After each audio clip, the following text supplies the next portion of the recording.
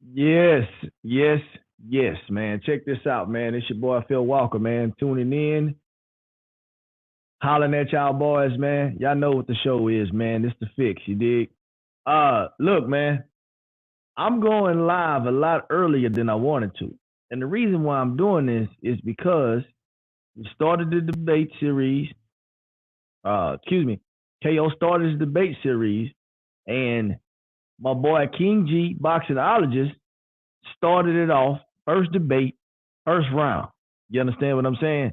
So, man, we just doing a little aftermath of the outcome of that particular debate. I'm gonna talk a little bit about my brackets. You understand what I'm saying? For the people who did decide to fill out the brackets. Um, yeah, man, it's going down.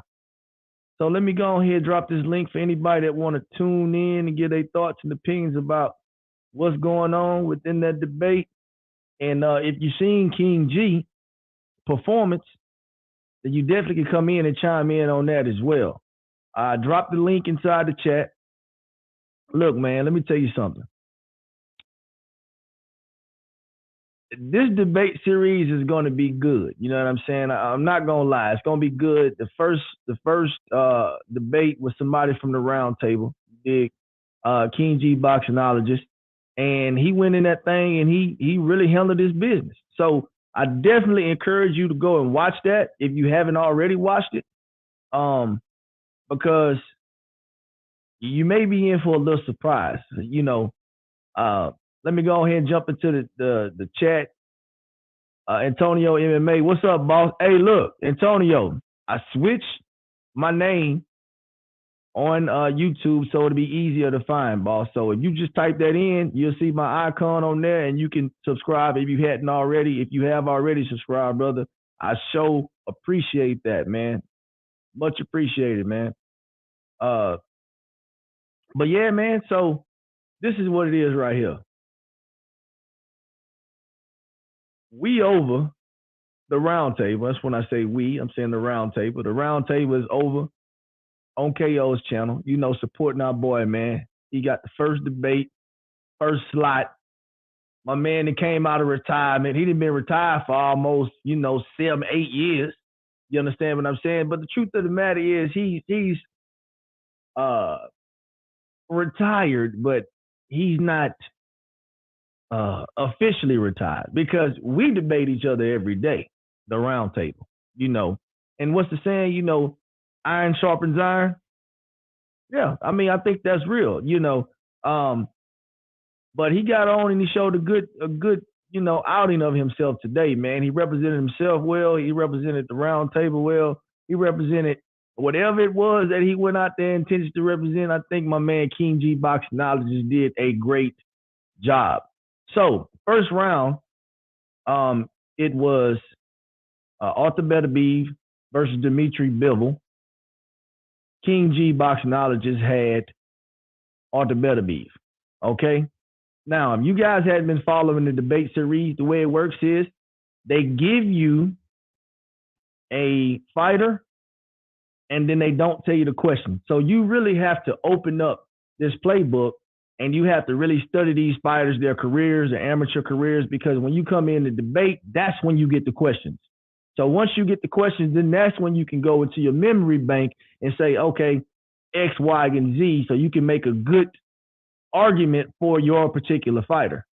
So my man King G had Arthur Beterbiev, and the first question was, who has the best resume at 175?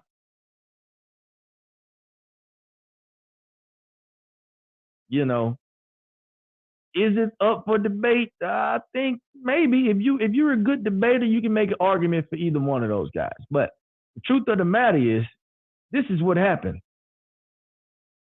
They did the coin flip. Boxnologist had to go first. And once my man opened up that can, you dig, it wasn't no coming back from that. Homeboy jumped ship. I don't know if he had technical difficulties with his phone. I don't know if he just said, man, I'm out of here. I ain't fooling with it. I don't know what happened, but what I can say for sure is Boxnologist came out with some fire, okay? And old boy disappeared. I have no idea where he went. So Boxnology is absolutely moving to the next round in the first annual knockout World Series of Debates. You understand what I'm saying? I think it was a good start to the series because that was unexpected. You're expecting guys to go their 3 rounds, make their cases for their guys, and that didn't happen. I mean, Boxnology literally KO'd the guy. I mean, did him so dirty. The first round, the opening arguments, the dude jumped ship to never return. So, man, salute to Boxnologist, man. If he freed up, man, come jump into this thing and see what it is that we rapping on. Now, on a different note, over on my channel, we have the brackets for the debate series. Now, this is what I will say right here. I don't know why, but only 3 people turned in brackets, okay? So them 3 people are going to be fighting for the prize money, okay? Now, what ended up going down was all 3 people picked Boxnologist to win round 1. So salute to all of them. So right now, all the brackets are even. All 3 brackets are even over here on the fix. You understand what I'm saying? You got my man Get the Smoke filled out of bracket. My man Zone 6 filled out a bracket. And Miss Winfrey filled out a bracket. So that's the 3 brackets that I have right now. Those 3 individuals are competing for the $150. So with that being said, man, I got the OG in here, Rollo Jenkins, man. What up, boy? Man, hey, dog. I was just on there, man. It was kind of funny, man, watching my man bow out gracefully. You know what I'm saying? Like a Rihanna song. I was shocked, I mean, I don't know if he did it on purpose. Hopefully, man, maybe we'll hear some shit happen to him. You know what I'm saying? Power went out. You know what I'm saying? He's somewhere where it was a heavy rainstorm or something. I don't know. Yeah. Maybe we the shall see. FBI went in there and arrested homie. I don't know. Yeah.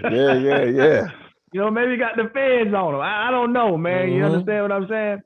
So let me ask you something, right? Because this is just to give people an idea of what we do behind the scenes, the round table. You understand what I'm saying? Did you expect Boxnologist to come out as hard as he did, considering he hadn't been in an official debate in probably over 5 or 6 years at the bare minimum? Yeah, for sure. I mean, like, this is the thing, man. Off camera, offline, this shit is the regular. That's like regular shit that we do. And they always say, still iron sharpens iron, steel sharpens steel, So I was prepared to see him do what I'm used to seeing him do. And he did what he usually does. You know what I'm saying? It didn't surprise me a bit. We do it all the time. It just ain't on camera, on wax. Yeah.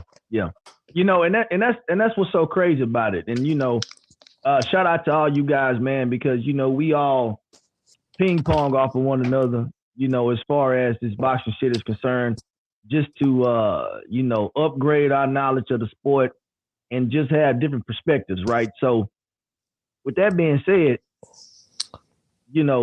when we get down into it, we are debating this stuff, like you just said, consistently all the time, 24 hours around the clock, which is part of the reason why I said, you know what? Let me go ahead and get my channel going, because this is content that's being wasted, right? Yeah.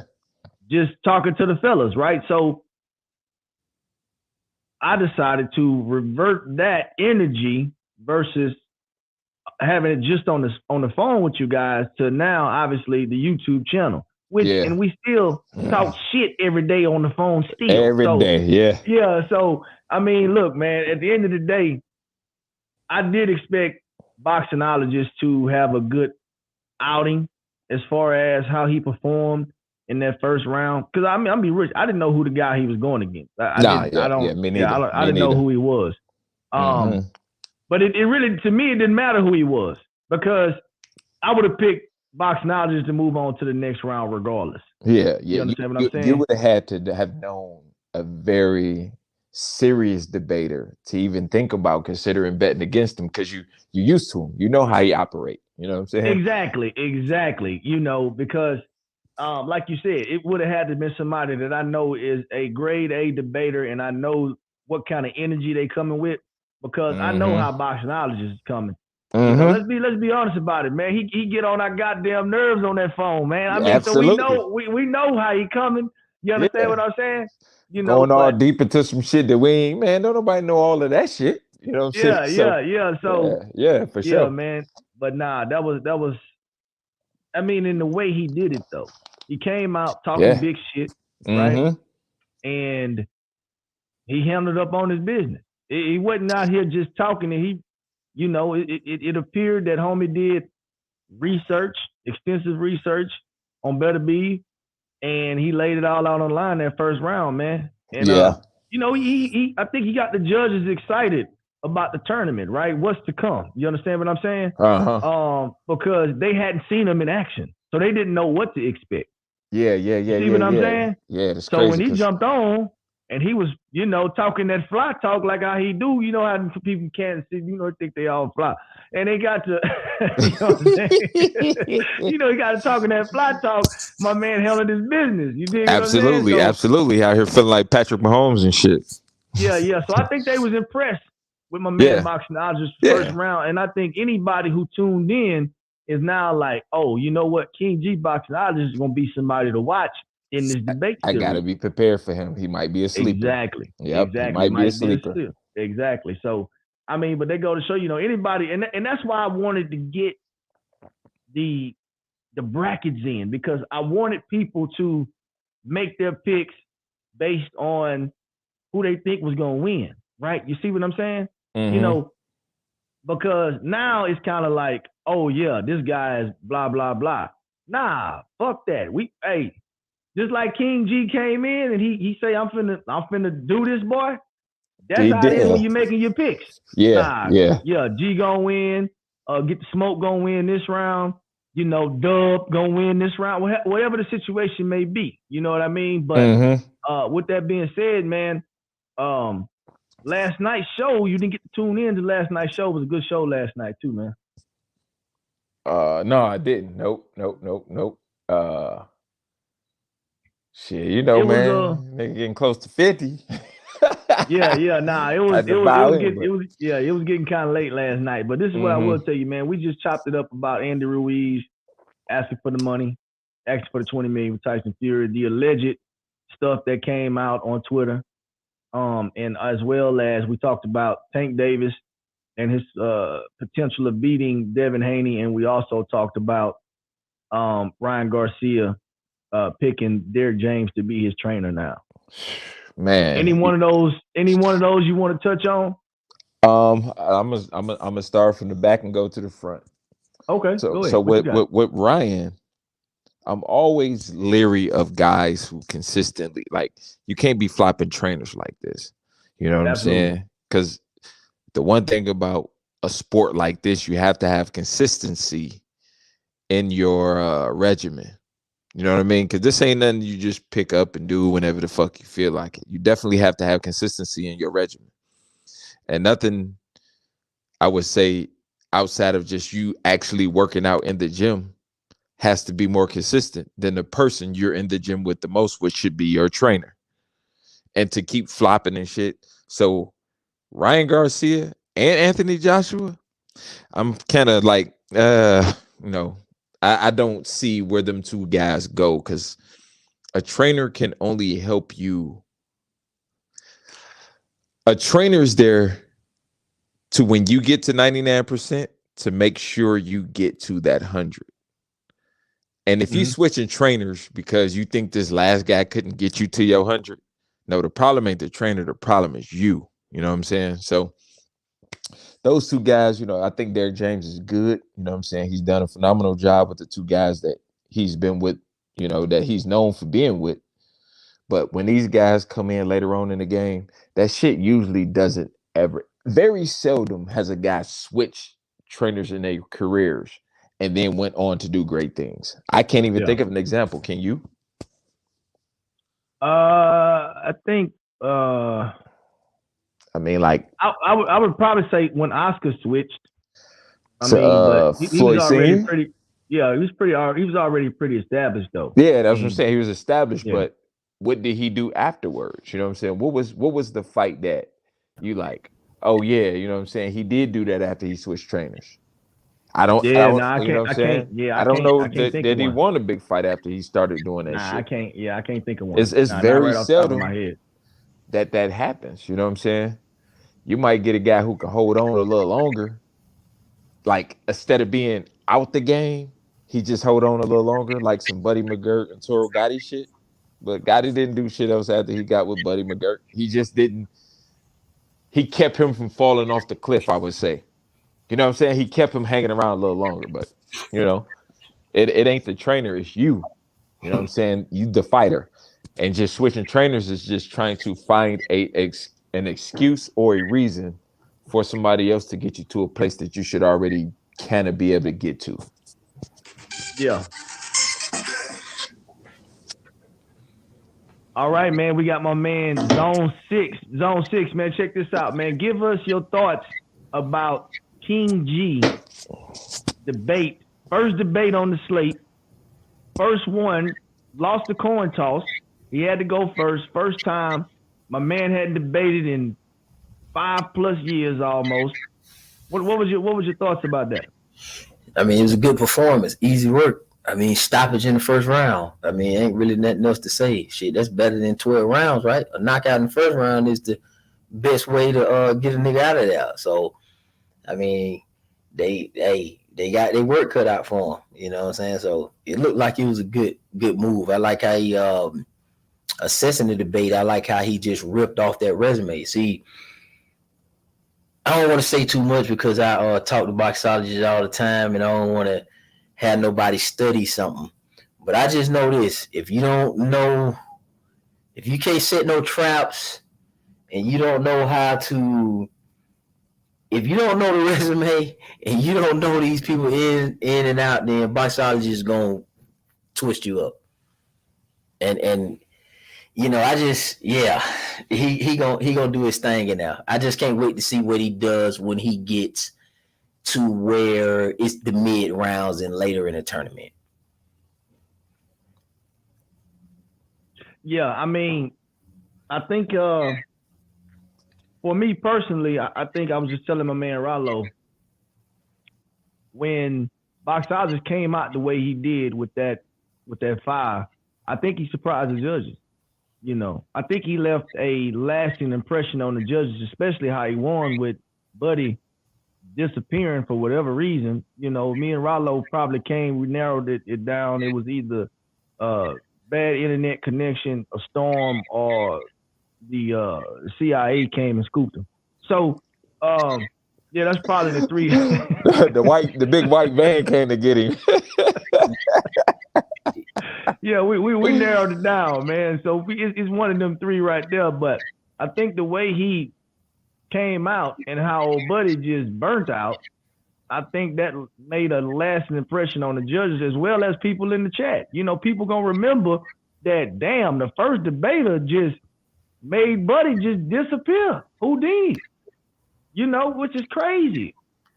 You know, and I think that's gonna take him a long way as far as his support, like as far as the chat is concerned. You know what I mean? Mm-hmm. We got my man Hype Low in the building, old school.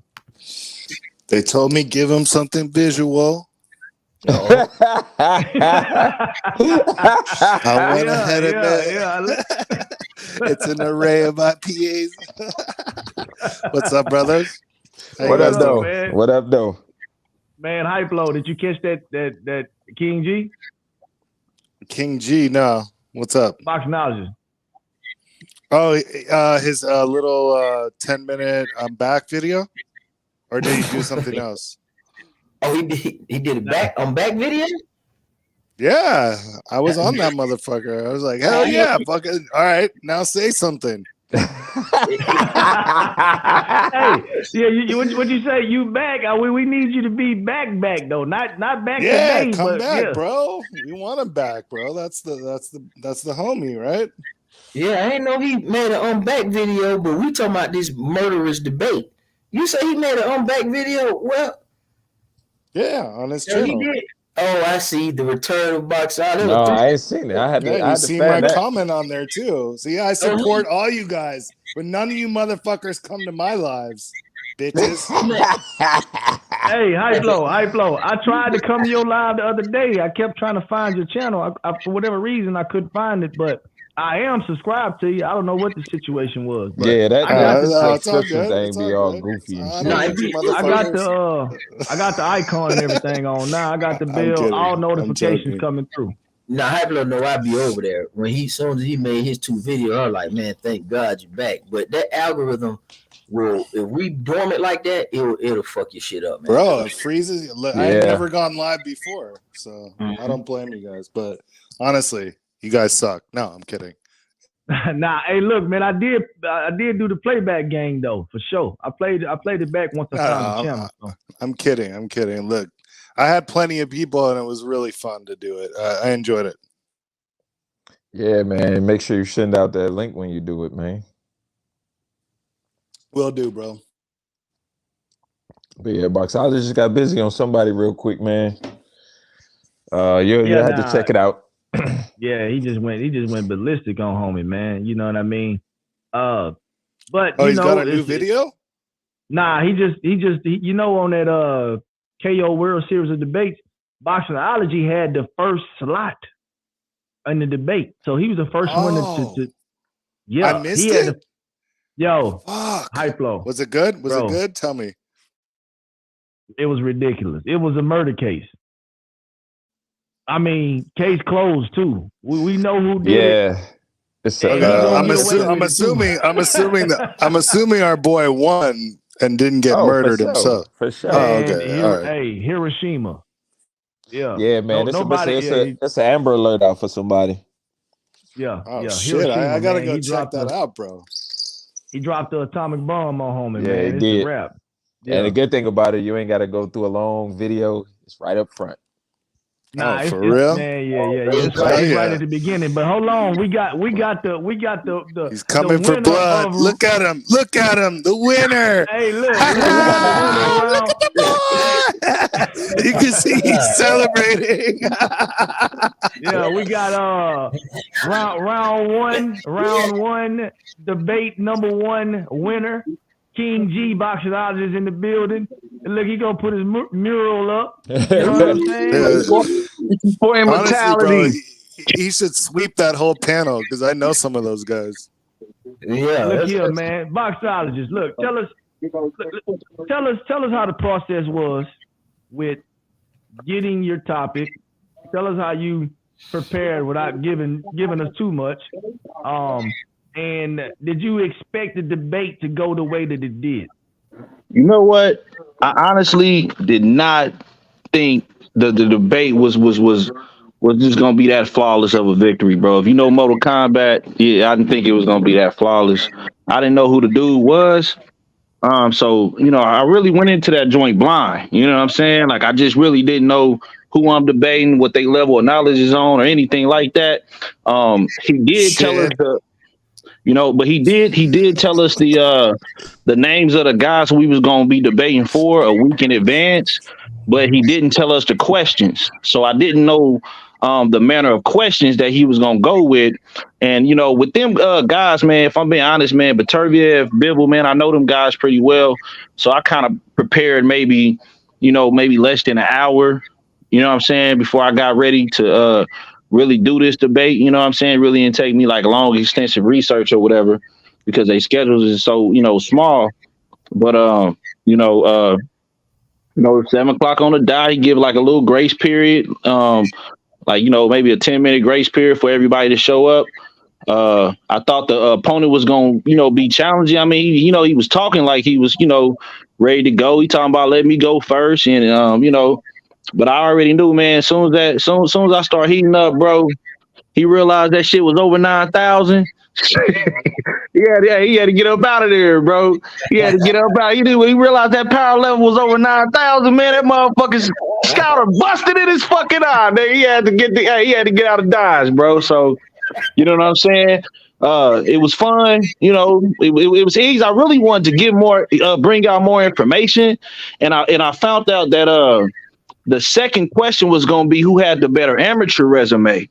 Now, if we would have went there, oh my God, man, they really would have been looking at a dangerous dude, bro. Like, you know, but I mean, I don't know what result you can get best in a first round stoppage, you know, to where man, let me say this right here. See, I mean, you came out super hard. So this is the guy. This is the thing about the guy that you were debating. I don't know why he left, but we just know that he left. He was there and then he wasn't.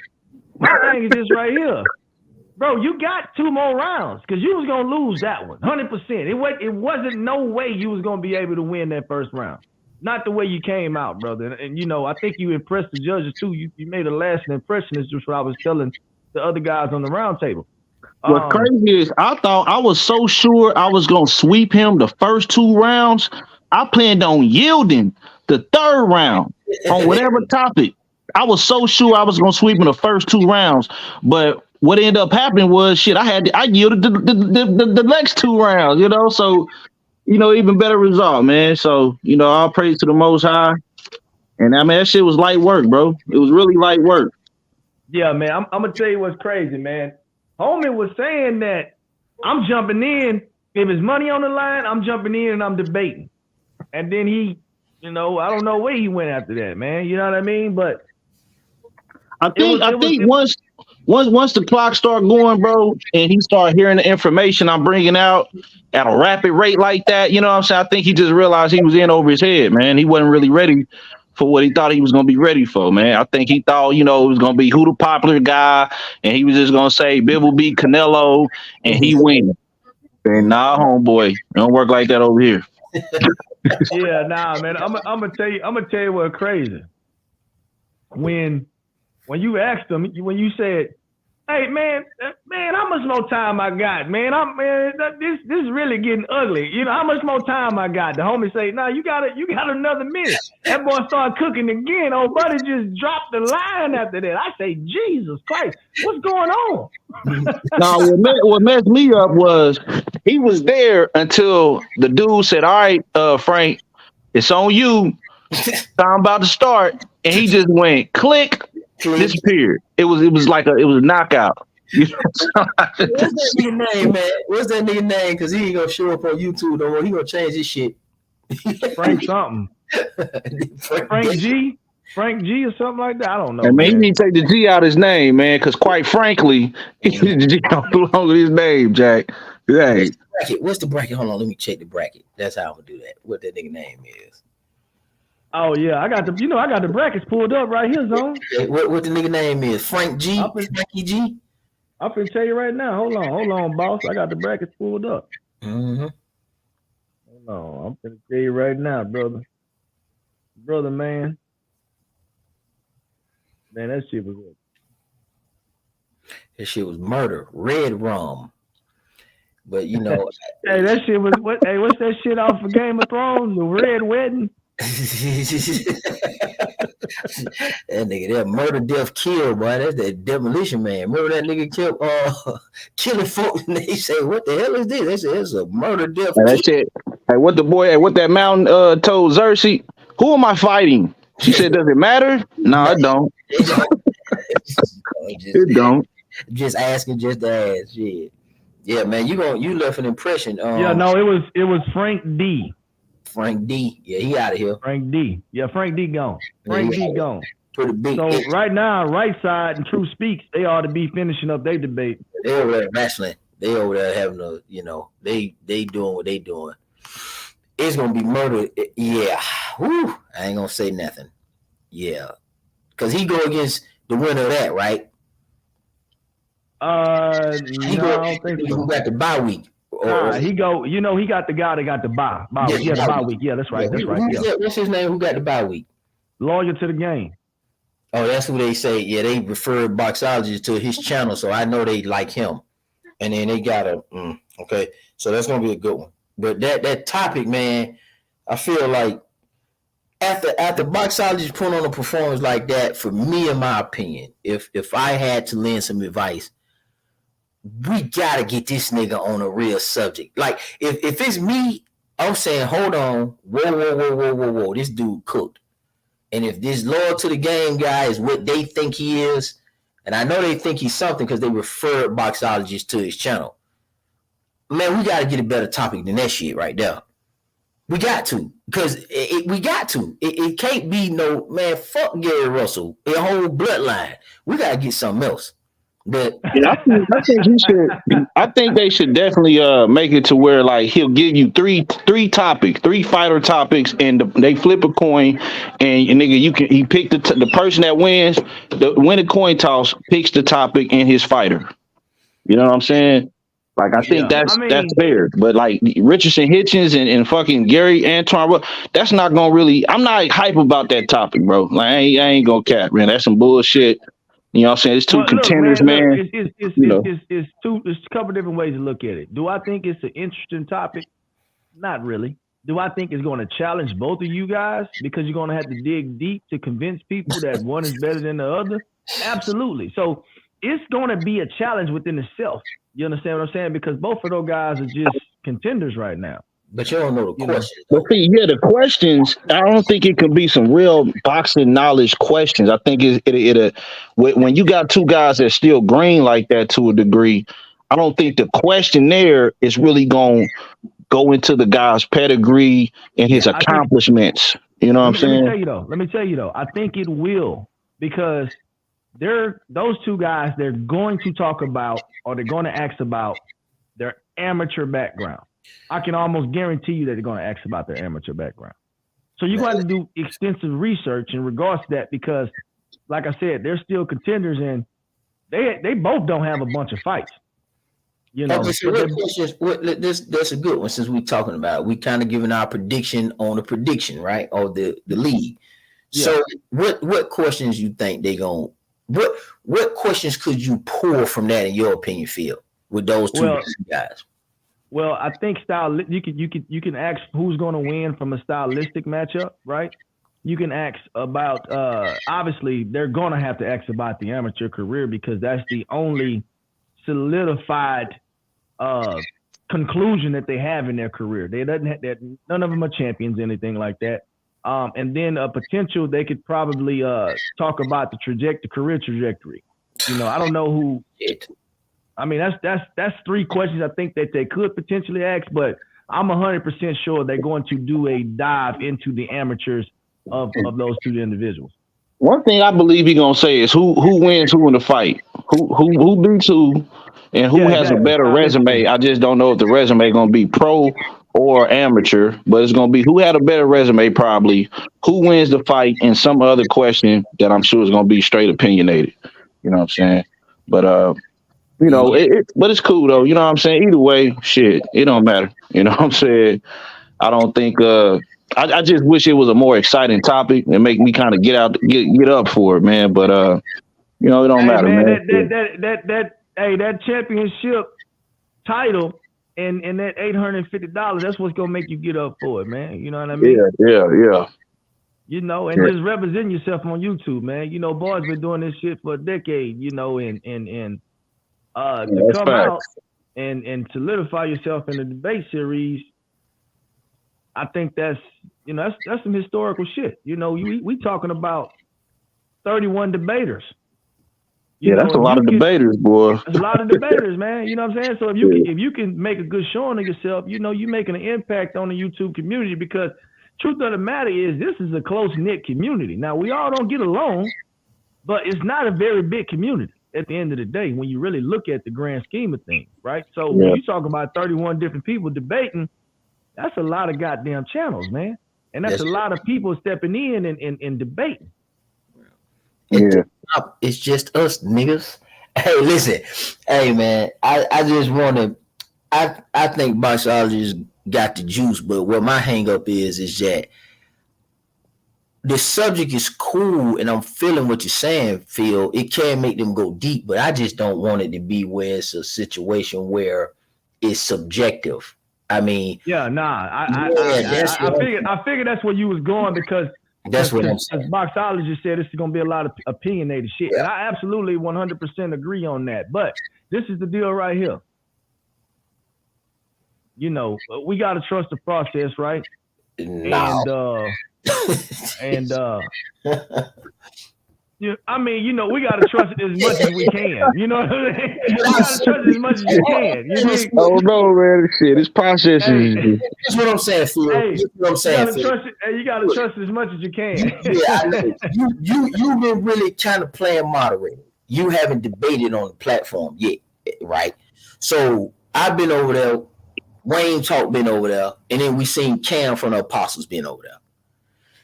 Yeah. I'm going off what's tangible and what's real, not what I feel, not what I think I'm trusting and believing in. Fuck all that, because a nigga do anything to satisfy his own best interest.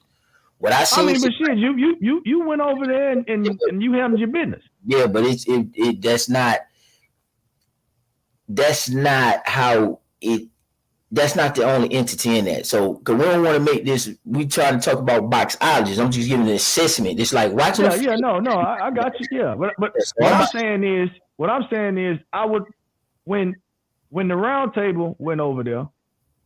And so let me give you my assessment though. You gave me yours. You gave me yours on what you thought it's gonna bring out. What I'm saying for me is, based on what I've seen as a person who's debating actually on the platform, and then seeing Wayne talk. And then seeing Cam and seeing how the evidence is delivered and knowing that is like, damn, that's a great point. I'm just curious to see how the judge is going to see it, especially with a subjective open topic. And I want to see how boxologists, how they handle that with boxologists. Because it's going to be a lot of swag then. It's going to have to be swag. If it's subjective, it's going to have to be swag. Yeah, absolutely. So look, check this out. This is what I'm gonna do. Look, I gotta step away for a second. Zone, carry the show for me, boss. Yeah, my bad, dog. Let me step away for a second. I gotta go do something real quick. Oh, good. I ain't worried. I know y'all boys gonna hold it down. I'm gonna drop the link back in here one more time for anybody that potentially might want to drop in. But if I don't put you in, believe me, I got you right there. I see it, and I'm gonna drop you in that thing. Yeah, let hype. All right, man. I'll be right back. All right, so yeah, man. So yeah, boxology, you got a first round KO, man. That jump was that was A1 right there. That was 5. So we'll see. I definitely want to hear the brothers' assessments, man. I definitely want to hear y'all assessments on, you know what I'm saying, I know it was a short match, but shoot, you know, just give me the y'all synopsis. First round knockout. I can't go too deep in that, man, because I can't. We talk all the time, and I can't analyze you and say, yeah. We can't. I can't do that because remember the order. Let's keep it all the way above. I'm talking about what actually has happened. So I'm saying that I got the insight because I jumped off the porch first. So I went over there in the arena. Wayne Talk went over there in the arena. And another dude that ain't got nothing to do with us, this YTBC member, but he's Apostles and they got their own thing going. He went over there.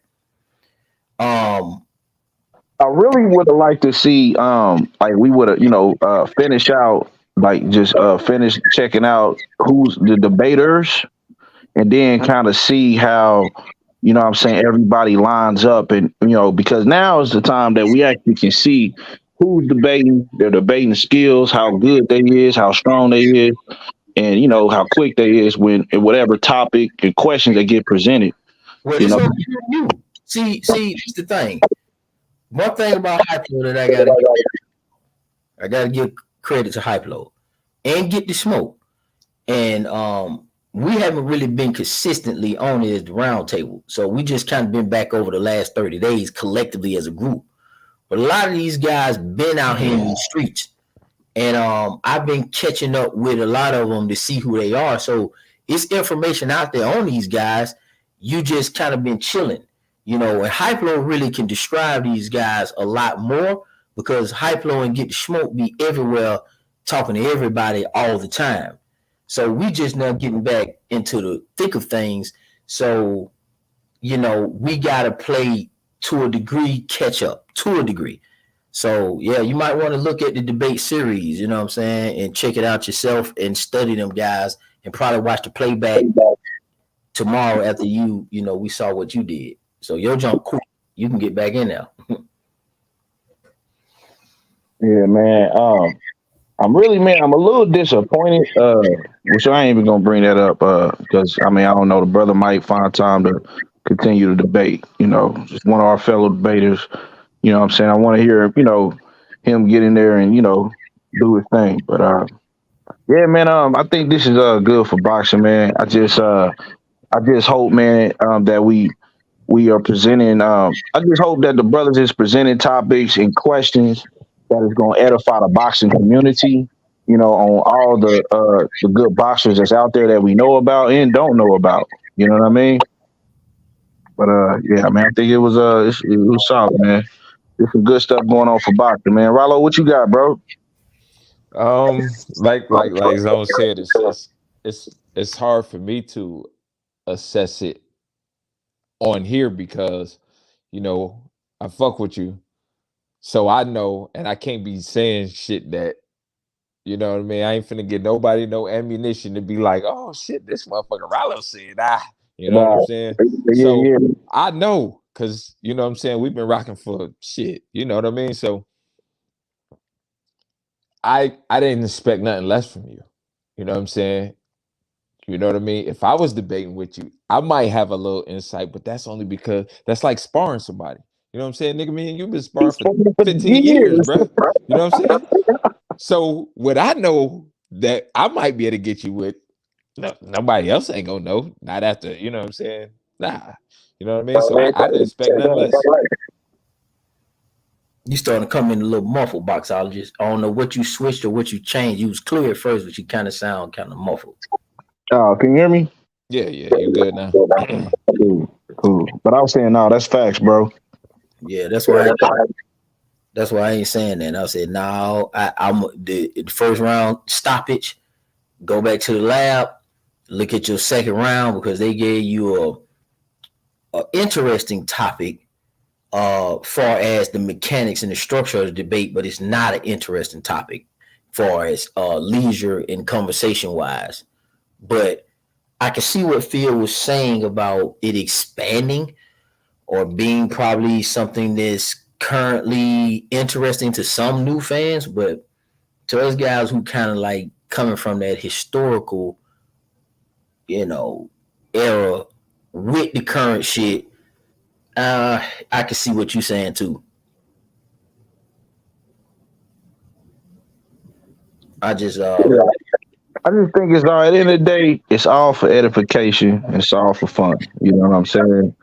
And it just feel good, man, just to kind of get out there, man, on live and on certain platforms and just kind of educate who don't know about some of these people. You know what I mean? And their resumes and who they fought and who they beat, like the bigger picture of boxing, man. I'm just really happy to do that, bro. You know what I'm saying? I'm happy to do that.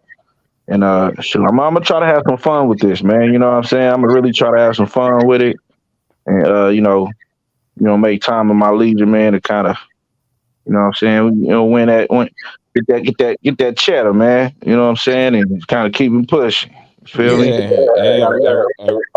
the round table, baby. I said make our presence known, man, and so in case what Roy Jones said, y'all must have forgot. Y'all must have forgot, my nigga. Too. So this is definitely gonna be fun, man. I'm glad I got my brother's support, man. You know what I'm saying? Y'all, for sure.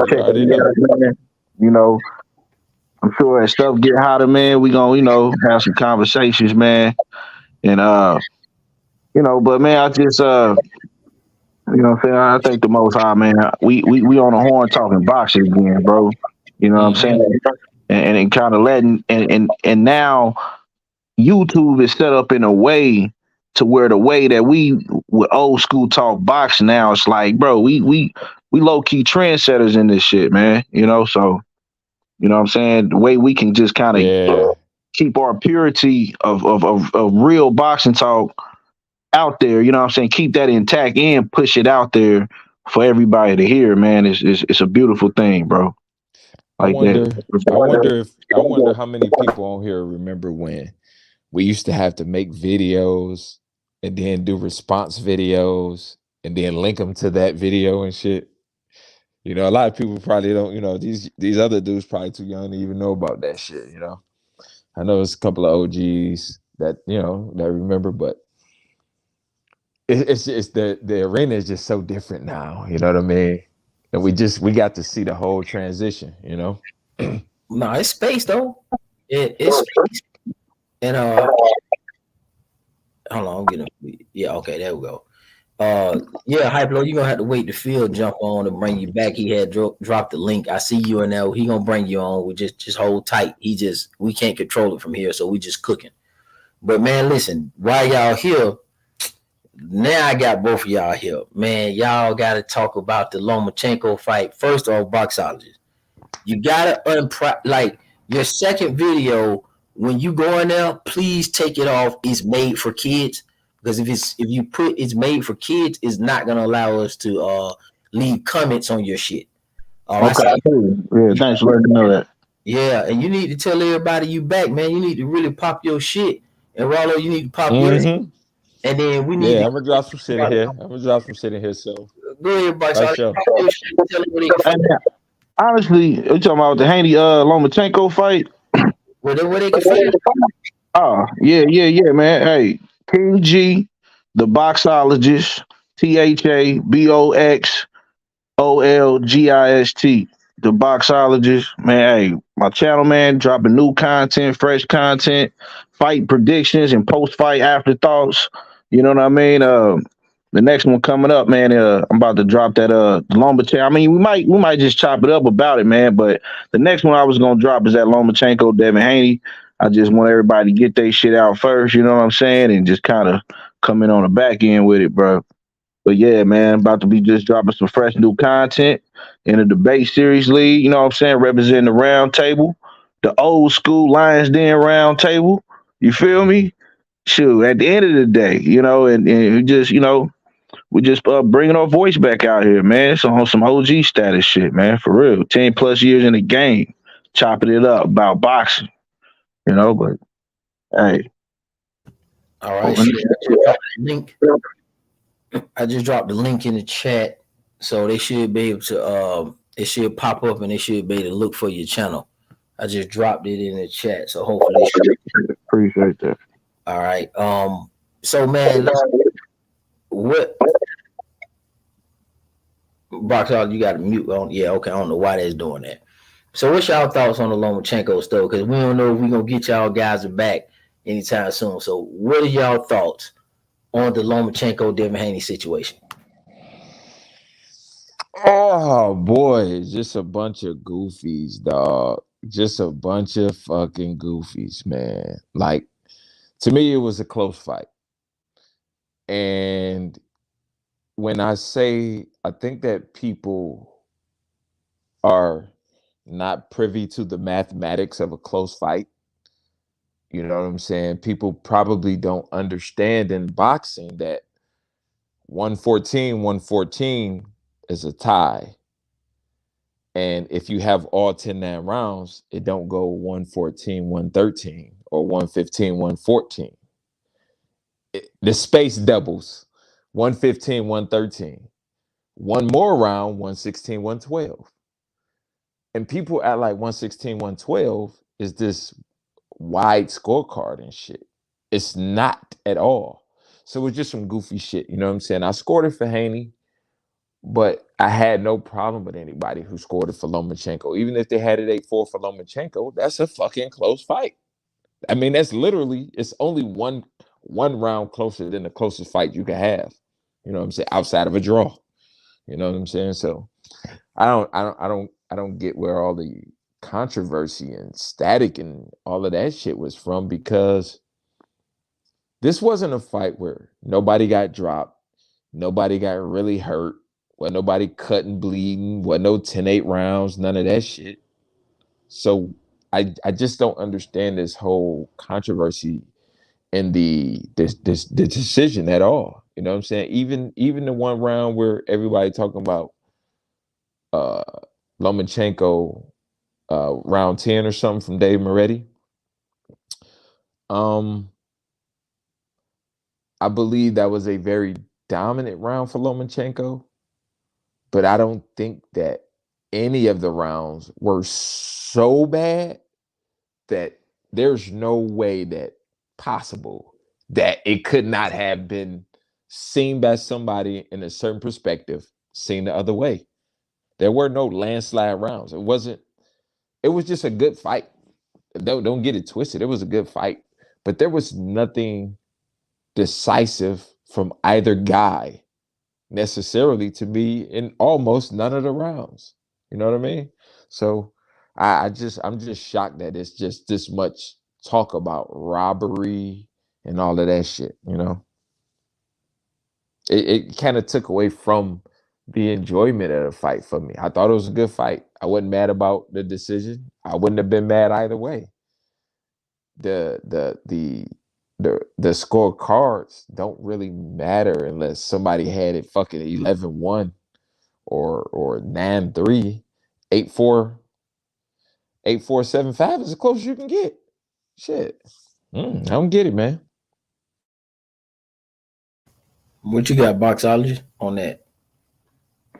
Man, what's interesting is when I was watching the fight, one thing I was really about was scoring the fight.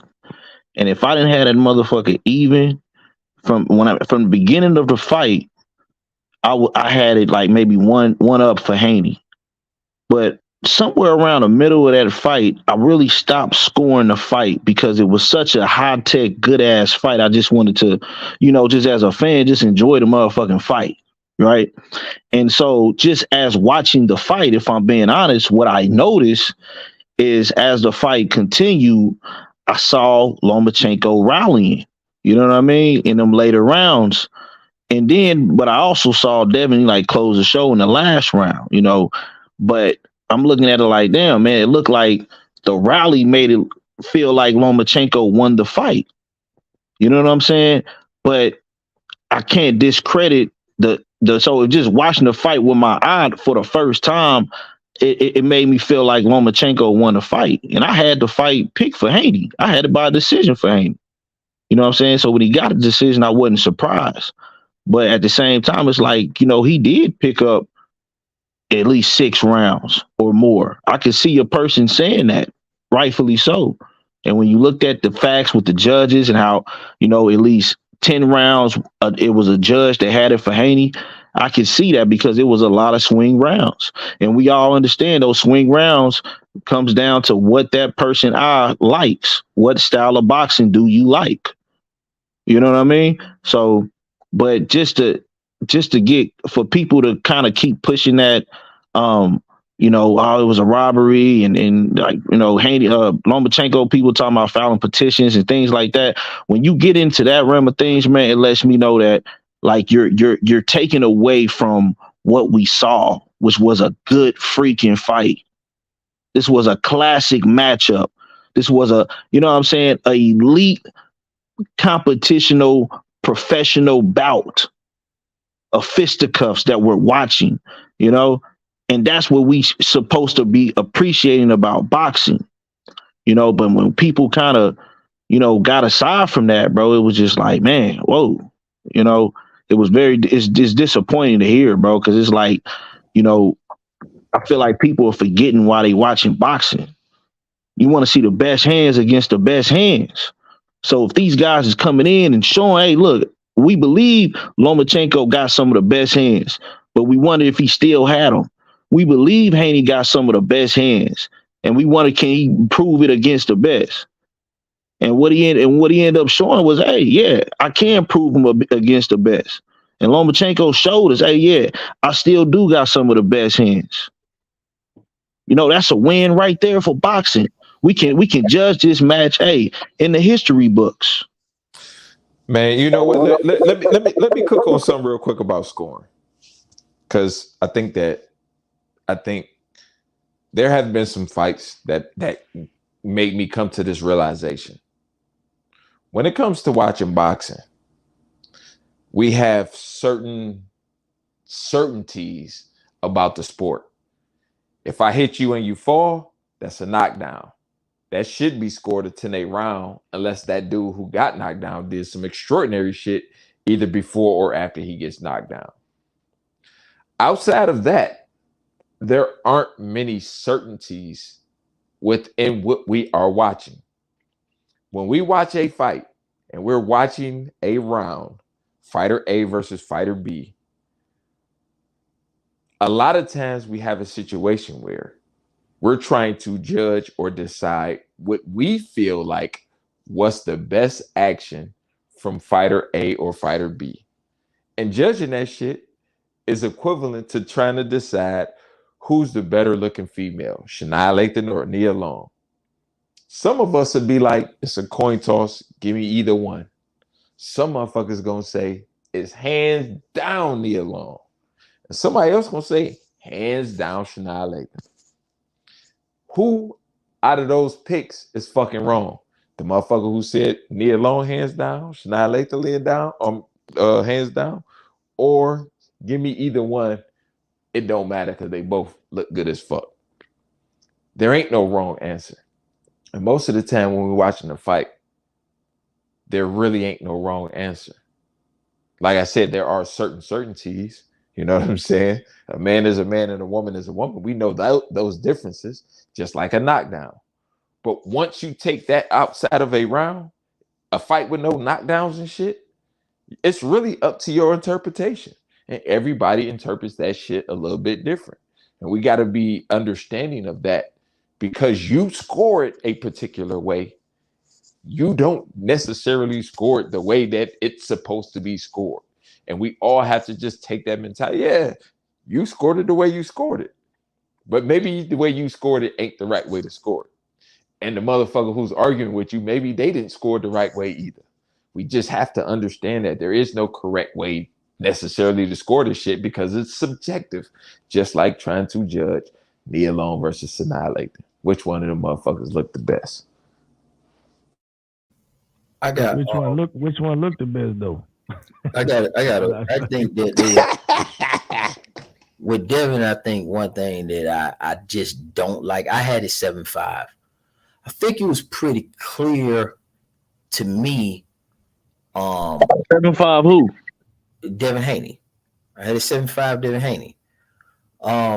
But I just think that there was an over sensationalization of what Lomachenko was doing. Because I actually had a pay-per-view. I didn't stream anything. I didn't go back and look at it 3 days later. I watched it on the night, on the pay-per-view, based on the product that I purchased.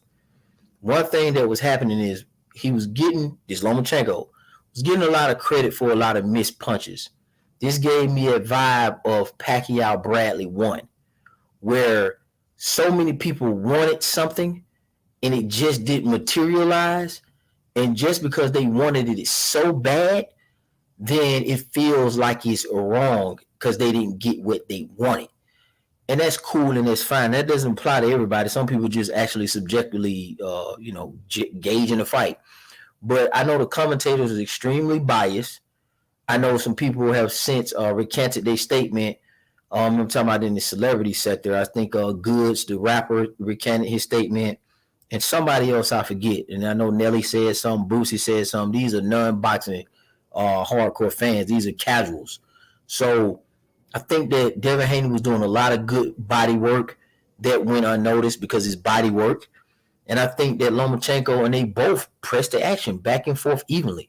But at the end of the day, I don't see enough evidence to suggest that he took the crown and knocked the king off his throne. I just don't believe in it. I just didn't see where the challenger took it from the champion. Not to suggest that the champion didn't have to do that, but the champion came forward. He pushed the action. He bust the body up. He did what he had to do. He stayed in there and he defended his shit. And my question gonna be this though: if we're gonna ride with this controversy and draw and shit like that, okay, cool. I'm gonna fuck with that. I'm gonna ride with that.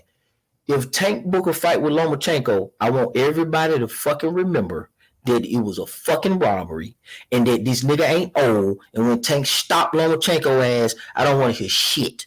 So keep everybody. I like both. See, I can fuck you over either way it go. So please, my niggas, whoever handled a fucking draw, remember he going into the Tank fight without a loss in your head.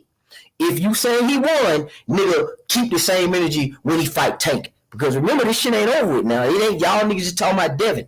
It's another nigga down in the division, 2 other niggas in the division. So if he fights Shakur, I don't want to hear shit else.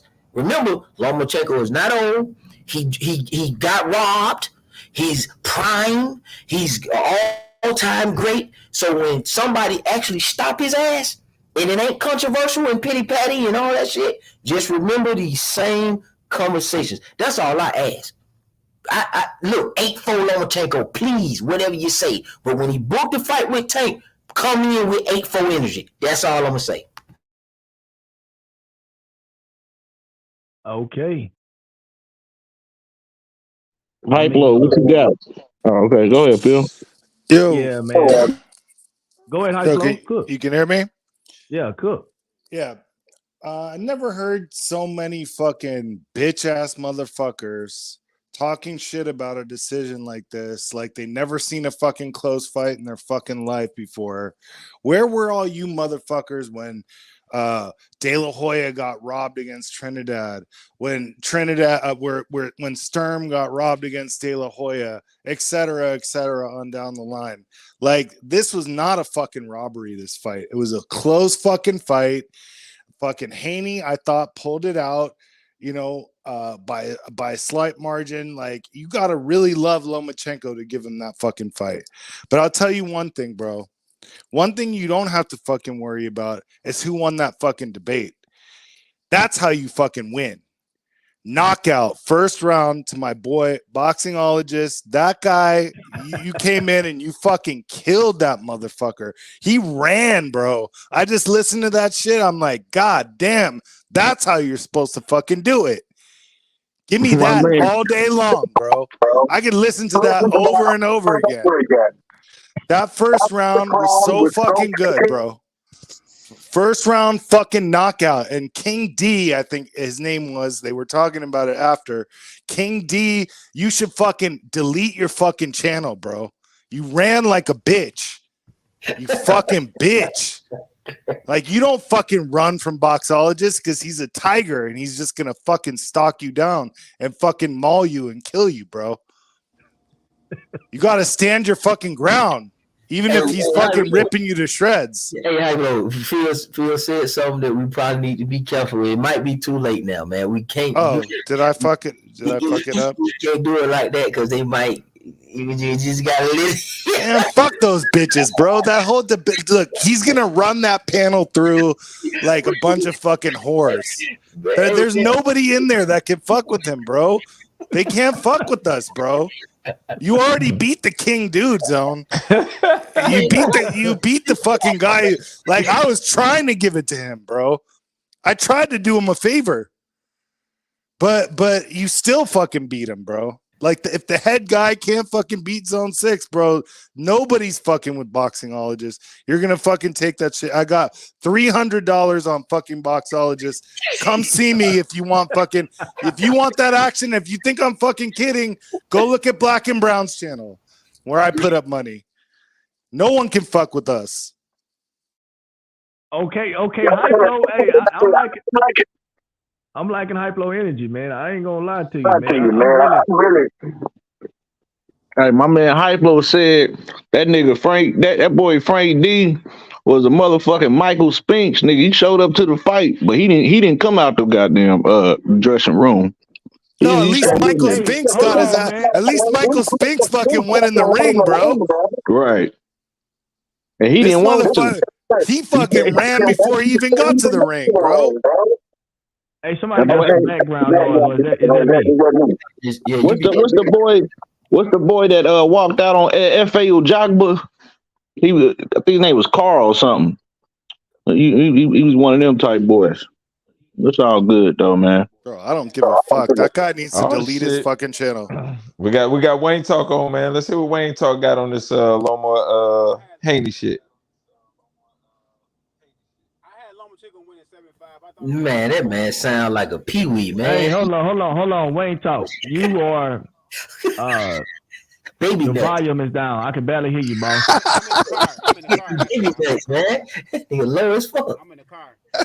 Stay in the car. Well, you Nah, gotta put the phone close to your face. You gotta sit on the Wayne dashboard. Talk. Wayne talk. Did you say you? It is. Wayne talk. Did you say you in the All car? right, he better. Okay, I couldn't. I didn't know if he said he was in the car or he was far. I mean, No, I'm in it the car. sounds like he's far away. I'm in the Okay, you car. better not. You better not. Hey, somebody got bad background. I think that I'm in might the be car. boxologist. Check it. Nah, Check it. boy, I'm on mute, bro. Yeah, it's when you come off mute. It's like we gotta. Nah, bro, I've been on mute. When he was saying that, I was on mute. You know what I'm saying? When you in hype load, I had yeah. Lomachenko. I had Go ahead. Lomachenko winning 7-5. It was a close fight. It wasn't a robbery. It was a close fight. I just had Lomachenko winning 7-5. I thought Devin Haney. I thought his primary punch was was a body shot, and I just thought Lomachenko's primary punch was his landing his power left hand up top. So it was a left hand versus the body punch. Now I ask people all the time. I ask people on some other channel. I said, who y'all had winning, Canelo or Lara? Because when people said Canelo didn't win that fight, they were saying all Canelo was doing was really landing I had body Canelo punches. winning. He didn't really win the fight because you can't win the fight. Hold on. You can't win the fight. Canelo won throwing that body fight. punches. So okay, you had Canelo winning. I had Lara winning, but I had Okay, Canelo. I Well, had then, Canelo hey, winning. guess what? I thought- Boxing Talk, Wayne Talk, you were wrong both I thought times. Lomachenko. Well, I picked Canelo to win the fight, but I had to be real after the fight. I thought Lara won the fight. Shit. Okay, so you were wrong I about was that, wrong for and you're Canelo, wrong but about I thought this he too. lost. I thought he lost. Hey, be quiet, man. Just sit back and relax, man. You like a little child. Just sit back and relax. No, you sound like a little child with your So- baby nuts. Okay, look. Stop doing hype low. Stop acting like a You got Loma winning. He didn't win. Get over it. Man, look. Nah, hey, look. Hey, It's Haplo, Wayne Talk let him get it opinion. out. Yeah. Yeah, look. Sit- Everybody. Yeah, fall hold on, back, Wayne, Haplo. Hold on, Wayne. Look, everybody giving their opinions about what their thoughts are on the fight. You understand what I'm saying? Wayne Talk has his opinions. We're gonna let him cook on it. Obviously, nobody can debate actual facts. Wayne Talk is literally just giving his opinions about it right now. So keep on cooking, Wayne Talk. No, congratulations to Devin Haney. He retained his title.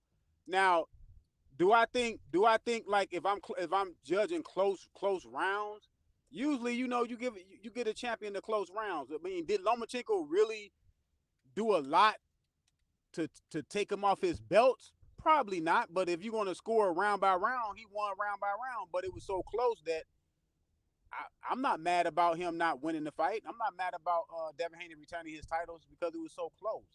You know what I'm saying? If it's that close, you gotta let the champion still be the champion because you didn't decisively beat him. You know what I'm saying? I think especially when it's a undisputed champion, when you have an undisputed champion, man, you gotta separate yourself a little bit. I don't think Loma separated himself. Now he almost had a stoppage. If he would have stepped it up a little bit more, I thought he could have stopped the man. But it is what it is. So let me say this. Wait.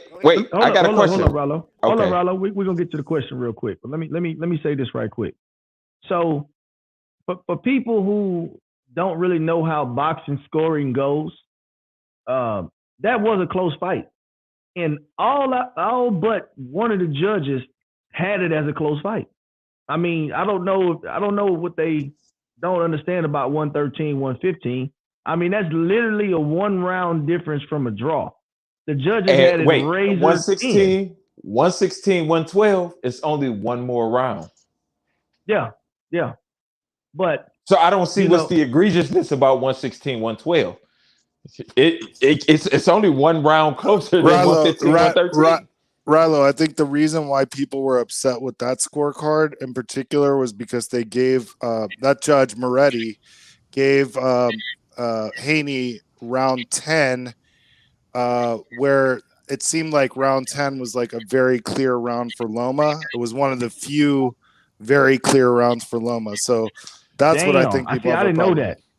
Okay, Yeah, so they said Hypo he just gave him dropped. around 10. Yeah. So, Hypo just but dropped still, some shit in there though. But that's it's probably a comparative round Right. where it was probably more No, dominant. that was like Loma's No, best listen. round, bro. Listen, I hear you.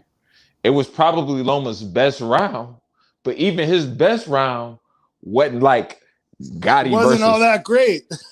exact. That's what I'm saying. It was it was his best round, but it wasn't Floyd Gotti. You know what I'm saying? So it's like this, dog. This is when it comes to scoring, you knock a motherfucker out, no, you knock a motherfucker down, no. Anything else after that, you getting closer and closer to the shit being either way. So he had a good round, but like I said, it wasn't like Floyd Gotti. That's one of the few fights where it was just like even if you only seen 10 seconds of the round, you knew who won the fucking round. You know what I'm saying? It's very few rounds that were they were good rounds for Lomachenko, especially when you use the comparative aspect of it. Like he did way better than he did in the other rounds, probably. So for him, it was probably one of the rounds that you definitely give to him. But in the aspect of scoring the fight and how you scored, being a judge at ringside, it wasn't a whole hell of a lot of action. And it's easy to miss what we may have seen on TV as a ooh. He could have just missed that shit being over in the other corner. So his best work might have got missed by the judge because it wasn't sustained. He didn't dominate the round for like 2 minutes or no shit. So even though I feel like that should have been an easy round to give to Lomachenko, if you sit down and look at that shit again, bro, it's not crazy to be like, okay, maybe he did miss that 1 or 2 punches that seemed like they was the decider of the round. Can I respond to Rilo? Yeah, go. Yeah, go ahead. Okay, so look, I didn't think anybody won any round. Like you said, there was no knock. Look, I'm a knockdown fucking knockout guy, bro. Like, I love to see a nice chess match, but I want it to end decisively. Leonard Hearns won. That's my fucking template for every fight. That's the greatest fight for my life. Okay, so you had a great chess match. It went back and forth, boxer versus puncher. They switched positions. But then in the end, you got the grand finale, right?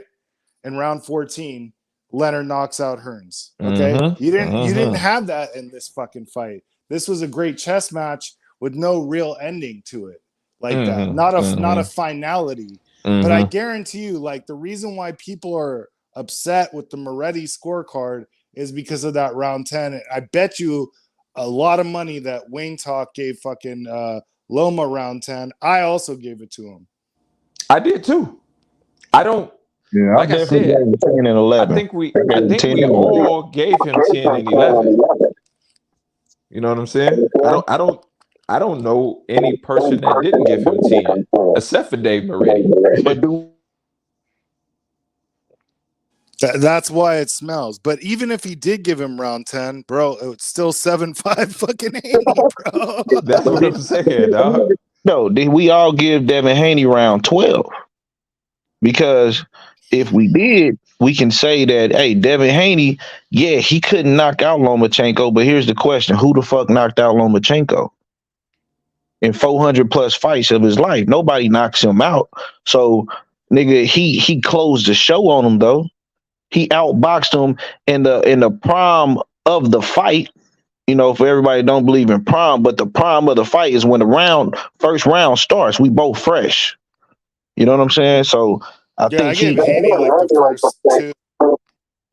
Yeah, so I think I gave Loma 3 or 4. But other than that, it was Haney like the first 6 rounds. You can arguably see it was swing rounds in that fight. Sure. You know what let me ask you Here's the ultimate question is, how many swing rounds did you see in that fight? Honestly, that's what the question should be for everybody on the panel. How many swing rounds did each person see? Hold on. This I think this is a better question though. We can answer that one as well though. But this is, to me, this is a better question. Who on the panel think the judges got it wrong? outside of Wayne Talk. Wayne Talk said he had Lomachenko winning. Outside of that round 10 for Moretti, I thought they got it pretty close to correct.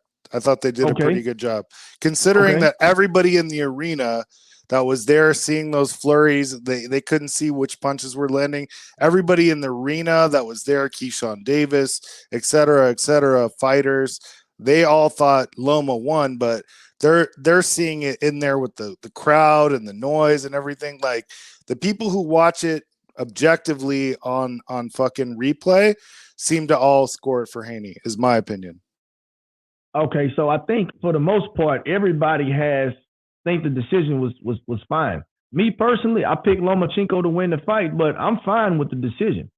I don't think it was a robbery. I think it was a close fight. I could have seen a draw, or I could have seen a Haney win.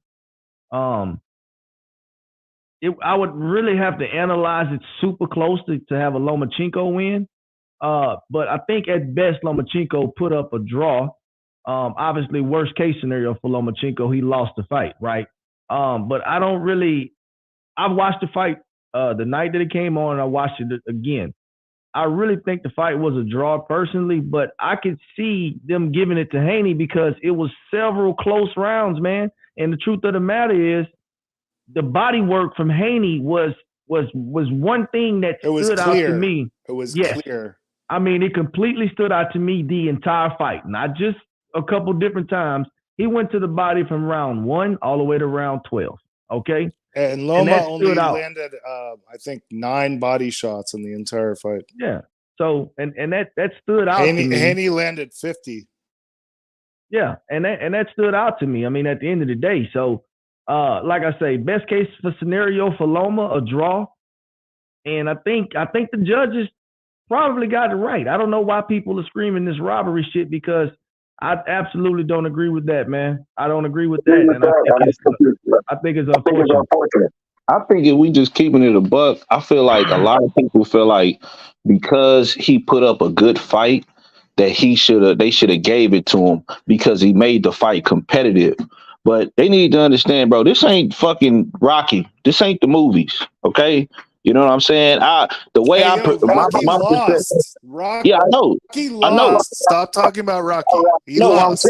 What I'm saying is he should have lost the second time they fought too, in reality. But what we need to understand, what we need to understand, I know that's the movies. You know what I'm saying? But we need to understand Chuck Webner didn't do that shit with Ali. That's the real story. You feel me? But you know, when you look but even in the movie, Rocky lost. I know that, bro. But I'm saying he should have lost twice if it was reality. You feel me? Yeah, man. This is one thing I can say. But let me finish my point real quick. So when I'm looking at the fight and I'm seeing it's going down a stretch, in my mind, I'm like, okay, I see Lomachenko rallying in the second half of the fight. I wonder if he going to bank enough rounds to fucking win the fight. So going into the 12th round, in my mind, I'm like, hey, Lomachenko might fuck around and rally back to make it a draw or win the fight. But then Devin Haney did close that last round. So it's like, okay, let me see how this shit's about to play out. I think 115, 113 was an appropriate score. And as far as I'm concerned, as long as 2 judges get it right, man, it don't matter, bro. You know what I'm saying? Appreciate it was a good fight. We can't fucking have a good fight now without people saying it was a robbery from the guy that lost because it was so competitive. And that's not fair to boxing. I yield with that. Yeah, I mean, it definitely was a competitive fight. I think the judges got it right. I mean, at the end of the day, Loma, this is what I'm taking away from the fight. I know a lot of people talking this robbery shit, but at the end of the day, that shit, the fucking books is closed on that shit, right? So I'm looking toward the future. So as far as Lomachenko is concerned, he still looked like a really good prime fighter, somebody that can really make some noise within the division. You understand? So Haney's not going to be at the division forever. Lomachenko's not moving up. If anything, he'll move down. So if Haney decides to move out, Lomachenko can still be a big player. But on top of Lomachenko being a big player, you still got guys like Tank Davis that can fight Lomachenko. You got guys like Shakur that can fight Lomachenko, and vice versa for Devin Haney. So for me personally, as a boxing fan, you know, the robbery shit, that just comes with the sport. You know what I'm saying? What I'm saying? And this is the tripped out part right here. Timothy Bradley said after that fight was over, he said that, you know what? I feel sorry for Devin Haney. They asked him why. He said because this young man did exactly what he was supposed to do, and he's going to get ridiculed for it. People are going to say that he was gifted that fight and they robbed Lomachenko. He lived through the same thing. He lived through it. He said, this is what they're going to do to Devin Haney. And you know what? He's absolutely right, man. He's absolutely correct. But the truth is, the fucking books are closed. We're moving on to different shit now.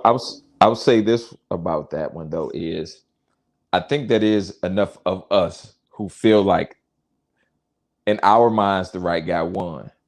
I don't think that there's an overwhelmingly, even I've heard enough of the people who thought that Lomachenko won say it was so close, you can't be mad at the decision. And I think it's enough people saying that will eventually drown out the other crowd of people who thinking that Lomachenko won 8-4, 9-3, or whatever the fuck they could possibly be saying. You know what I'm saying? So, and plus, if boxing can finally get it right and move on to the next fight that we all anticipate seeing, we won't be talking about this shit no more anyway. And that is the best thing to make niggas quit talking about this shit, is to start moving toward that next fight. If they get it right and go ahead and make the fight that's supposed to happen, then all will be water under the bridge. Yeah, right. Yeah, absolutely. I mean, I agree with that. There's a lot of corners on here where you got a lot of fanboys. The fanboyism has gotten worse since you guys haven't been here. I mean, the Loma fanboys are all up in arms, bro. And if you look at the polls that people have been putting up, 70 to 90% of people all saying Loma won. I disagree. Let me say this. That's insane. All right, let me say this. First of all, so listen, this notion and this talking point of we haven't been here, that shit getting on my fucking nerves. Okay, that shit need to knock it the fuck off. First of all, we've been here long enough. We don't have to play on YouTube all fucking day. We all watch the goddamn videos and we've been talking to each other behind the scenes. That's why my nigga Boxologist just destroyed a motherfucker who been on here, who's supposed to be consistent, because we still talk boxing. Just because we don't get on here and talk to you guys all the fucking time, stop saying this shit about us not being here. We don't give a fuck about none of that. We here now. Yeah, I was talking to Rilo, bro. I don't give a fuck. That shit is getting on my fucking nerves. And I'm tired of people saying let it get on your nerves then. Yeah, but so motherfuckers been here and been getting their ass thracks 6 ways to Sundays, and that's allowed these casuals to show their fucking ass.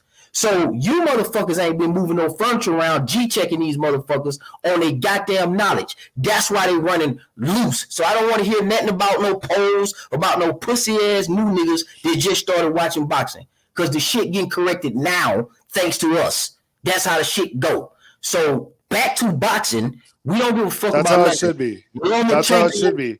I'm just trying to let Rilo know there are people out there. Hold on. I listen to you. Let me say what I have to say. There's a lot of people on here who think fucking Loma got robbed. A lot. D-Style was saying Loma got robbed. D-Style. Okay, and D-Style has been on a path. All right, look, check this out. We want to make it clear. We want to hear what both Zone 6 has to say, and we want to hear what Hype Low has to say. Zone 6, you finish your point, and then Hype Low, you come in, finish it up, and explain to everybody what it is that you were exactly saying, boss. Go ahead. And then Hype Low, you follow up. I'm going to let him go ahead and go. Y'all, I'm going to let him get the shit out of the way, because No, he said you go first, motherfucker. Hype Low, just go ahead and go. What you got for us, boss? Bro, don't fucking act like I'm trying to talk shit to you. I'm in full support of all you guys being here. I've been wanting this for a fucking long time. I love talking boxing with you guys. But I'm just trying to let you know that there's a bunch of fucking fanboys on this fucking shit, and a lot of them, you know, Rilo was saying that he doesn't think that, you know, there's a lot of people out here like that are that up in arms. There are, but you know, they're insignificant people. I agree with Zone on that. And, you know, I didn't mean to fucking diss anybody, but I'm just saying, like, I'm just letting Rilo know, like, yeah, there's a lot of fucking really hardcore Loma fanboys that are, you know, crying their eyes out about this shit. I'm not one of them. I can tell you that. I picked Haney. I thought Haney did a good job. So I thought it was a good fight. Boxing won, and I'm ready to move on to the next shit. Like, I'm over all this crying and fucking talking about this bullshit at all. And I don't know why Zone took that as a personal insult, but it wasn't. Like I said, nobody gives a fuck about that. I'm getting sick of coming on here hearing about that shit. No one cares. Fuck all that. Stop. Nobody cares. I don't give a fuck if you said or nobody else said. That's you taking it personal. I'm speaking generally. We don't give a fuck. I promise you we don't at all. So we don't need the backdrop. We're not scared. We're not shaking. I didn't say you said nothing. I'm making a fucking declaration now. That's what I'm telling you. We don't care. We don't care about none of the fucking I'm with it. Man, we don't give a fuck about nobody on nobody channel that you met, that somebody else met, that somebody else met. We don't give a fuck. Okay? What I'm saying to you is I want the same energy when this guy Lomachenko, I want the same confusion, and I don't really know, and I think that he kind of, when he make another fight, I don't want to hear he coming off a loss. I don't want to hear that bullshit. I don't want to get technical all of a sudden, because the time to be technical is, okay, yeah, he lost, we concede. It's over with. Devin Haney has won. This is a great fight. Let's move on to the next one. He could go to the Goulash and he could fight Shakur Stevenson. It ain't over for him. Muhammad Ali had to bring himself all the way fucking back when he lost to Joe Frazier. He didn't get the immediate rematch. He had to come all the way back. So Lomachenko ain't no fucking different. He could go fight Shakur Stevenson and all these other fucking lightweights that everybody want to mention to sound cool like they know some shit. Okay, so let him go fight those guys. In the meantime, Devin Haney should move forward and fight Tank Davis, because that's the fight we want to see. But if Tank somehow find himself fighting Lomachenko or booking a fight with Lomachenko, I don't want to hear any excuses. Bring the polls, the 70%. I want all that shit to come back. I don't want to hear no excuses. That's what I'm talking about. I don't need no co-signer talking about I got him. No, I hear you, bro, and I'm with it. But they also, I don't know if you caught it earlier, but they were saying on Lady Chan's that Loma said he's retiring. I don't know that for a fact, but that's what I heard. Man, yeah, I don't. Yeah. Damn. So let me ask you. Hold on. Let's pivot to that. Like, we don't know if that's absolutely true. Do y'all think this is the right time for Lomachenko to retire, or do y'all think that he still has a lot more to give to boxing? We're gonna start with Rilo. What you got? That's one of those questions that is just so, it's such a personal question, because we always can feel like this dude got some more to give. But once you get to that point as an athlete where you can't give it the way you used to give it, then it might be time to step away. Even more so than any other sport like a football or a basketball, because it ain't no subs. You don't get to take a break for a little while. Let me sit out the third quarter type shit. So if he's kind of feeling like I can't give this shit 100% no more, he absolutely should retire. Absolutely should. Okay. Let's go with PG. Man, I think hell no. That nigga should retire. That nigga, Lomachenko is still, he showed me that I'm more sure than ever that he is able to compete at a high level against anybody at 135. He can beat anybody at 135, and if their preparation is not on point. You know what I mean? Like, and he should, and even if some of them, even if their preparation is on point, I don't think Ryan Garcia beats him. But he was just in a huge fight around that 135, 136, whatever. You know what I mean? Like, I don't know if Frank Martin beats Lomachenko. I have to see Shakur Stevenson, Gervonta Davis to beat Lomachenko before I can just give them that W. You know what I mean? Like, a lot of these guys, like, got to show me that you can beat Lomachenko. But the beautiful thing about that is, if you beat him, it's a credible win, you know. But if he beats you, that adds more to his legacy, because I think he's a first ballot Hall of Famer, you know, low key, because when you add his amateur pedigree into his professional pedigree, you know, he's a Hall of Famer, bro. He got a Hall of Fame, you know, first ballot for sure. But I don't think he's done by far. It's just, does he still want it or not? Because he's still in good shape. He ain't been, you know, ain't took no crazy punishment, beat up. I think I only can recall one knockdown. You know what I'm saying? Like, he been knocked all over the ring. He still shows me that in the second half of every fight he's been in, he's a strong finisher. Even the fights he lost with Salido, he showed the second half he was a strong finisher. The fight with Lopez, the second half he was a strong finisher. Devin Haney, the second half he's a strong finisher. It just comes down, man, can he calculate a person, you know what I'm saying, faster than he did with Lopez, or, you know. But with Haney, I think he came out pretty fast with that one. So, you know, it was no more calculation. It's like, he kind of like in a Lara stage right now. It's like, you know what, I just need to try to go in here and stop these guys and pull out all my tricks. And if he does that, he can compete with anybody at 135. And from what I've seen, he showed me that, yeah, he can still compete with everybody. So he's just still in the mix to me. He just lost to Haney, unfortunately. Fortunately and unfortunately. How you? Okay, my man Hyplo, what you think? Well, I have to say, can you hear me? Yeah, absolutely. Yeah, Loma is still competitive with anybody in boxing at 135 and below. However, I don't think he's going to be able to beat, as long as they don't fuck up and not train, like Boxologist was just saying, that he's going to not be able to compete with the guys at 135. He'll be competitive for sure. He's really good. You know, I don't necessarily agree that he's a first ballot Hall of Famer based on his pro career. I think his pro career is very overrated. If you're going by amateurs, yes, for sure, he's a first ballot Hall of Famer. You know, if he decides to retire, that's on him. I like the guy.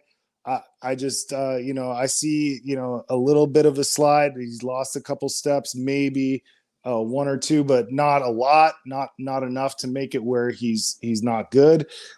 So, you know, you put him in there with Tank, you put him in there with Shakur, you know, he could squeak out a decision probably against those guys, maybe, if he comes in and he's really hot. But, you know, as far as him being like the best at 135, obviously he's not. Haney is the guy. He's undisputed, and that's just that. He could drop down to 130 and maybe get undisputed there if that's what he's really after. But as far as him at 135, I think he's not going to beat the top guys. And, you know, I wouldn't be mad at him retiring, but if he wants to keep going, I'll watch the fucking fights.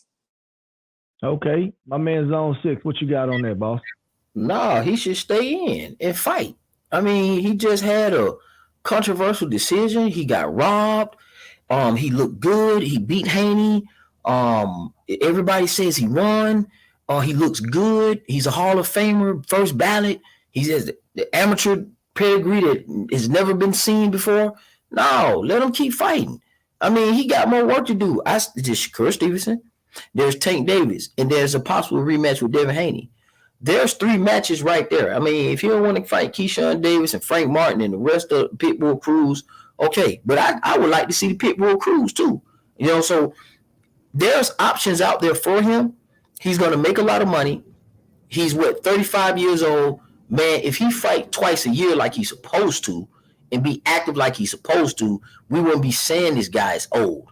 I mean, the only thing you got to do, he can fight later this year. All of them actually can fight later this year.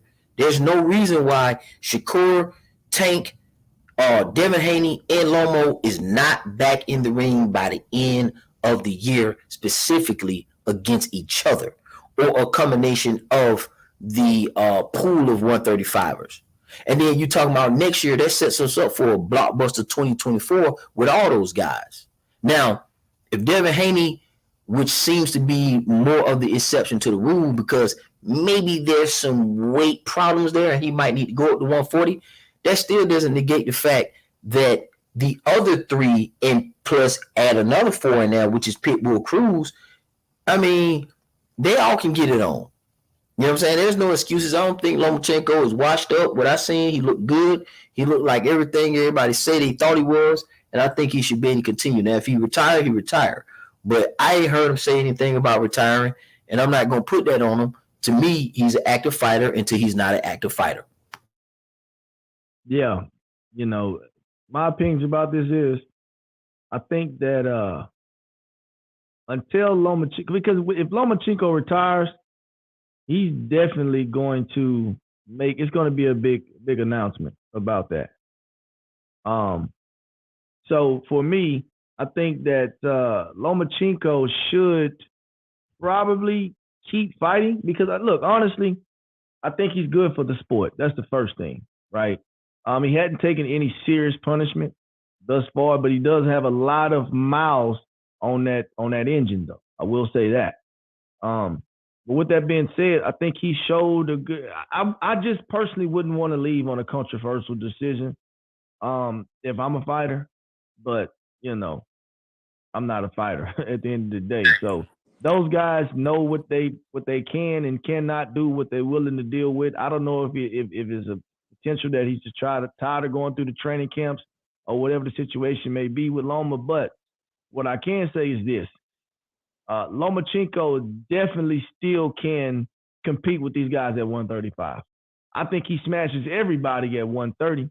So, I mean, if he wants to stick around for a little while longer, he absolutely can. And I think he will do what he needs to do in both weight classes, whichever one he decides to stay in. But if he does decide to walk away, I think he walks away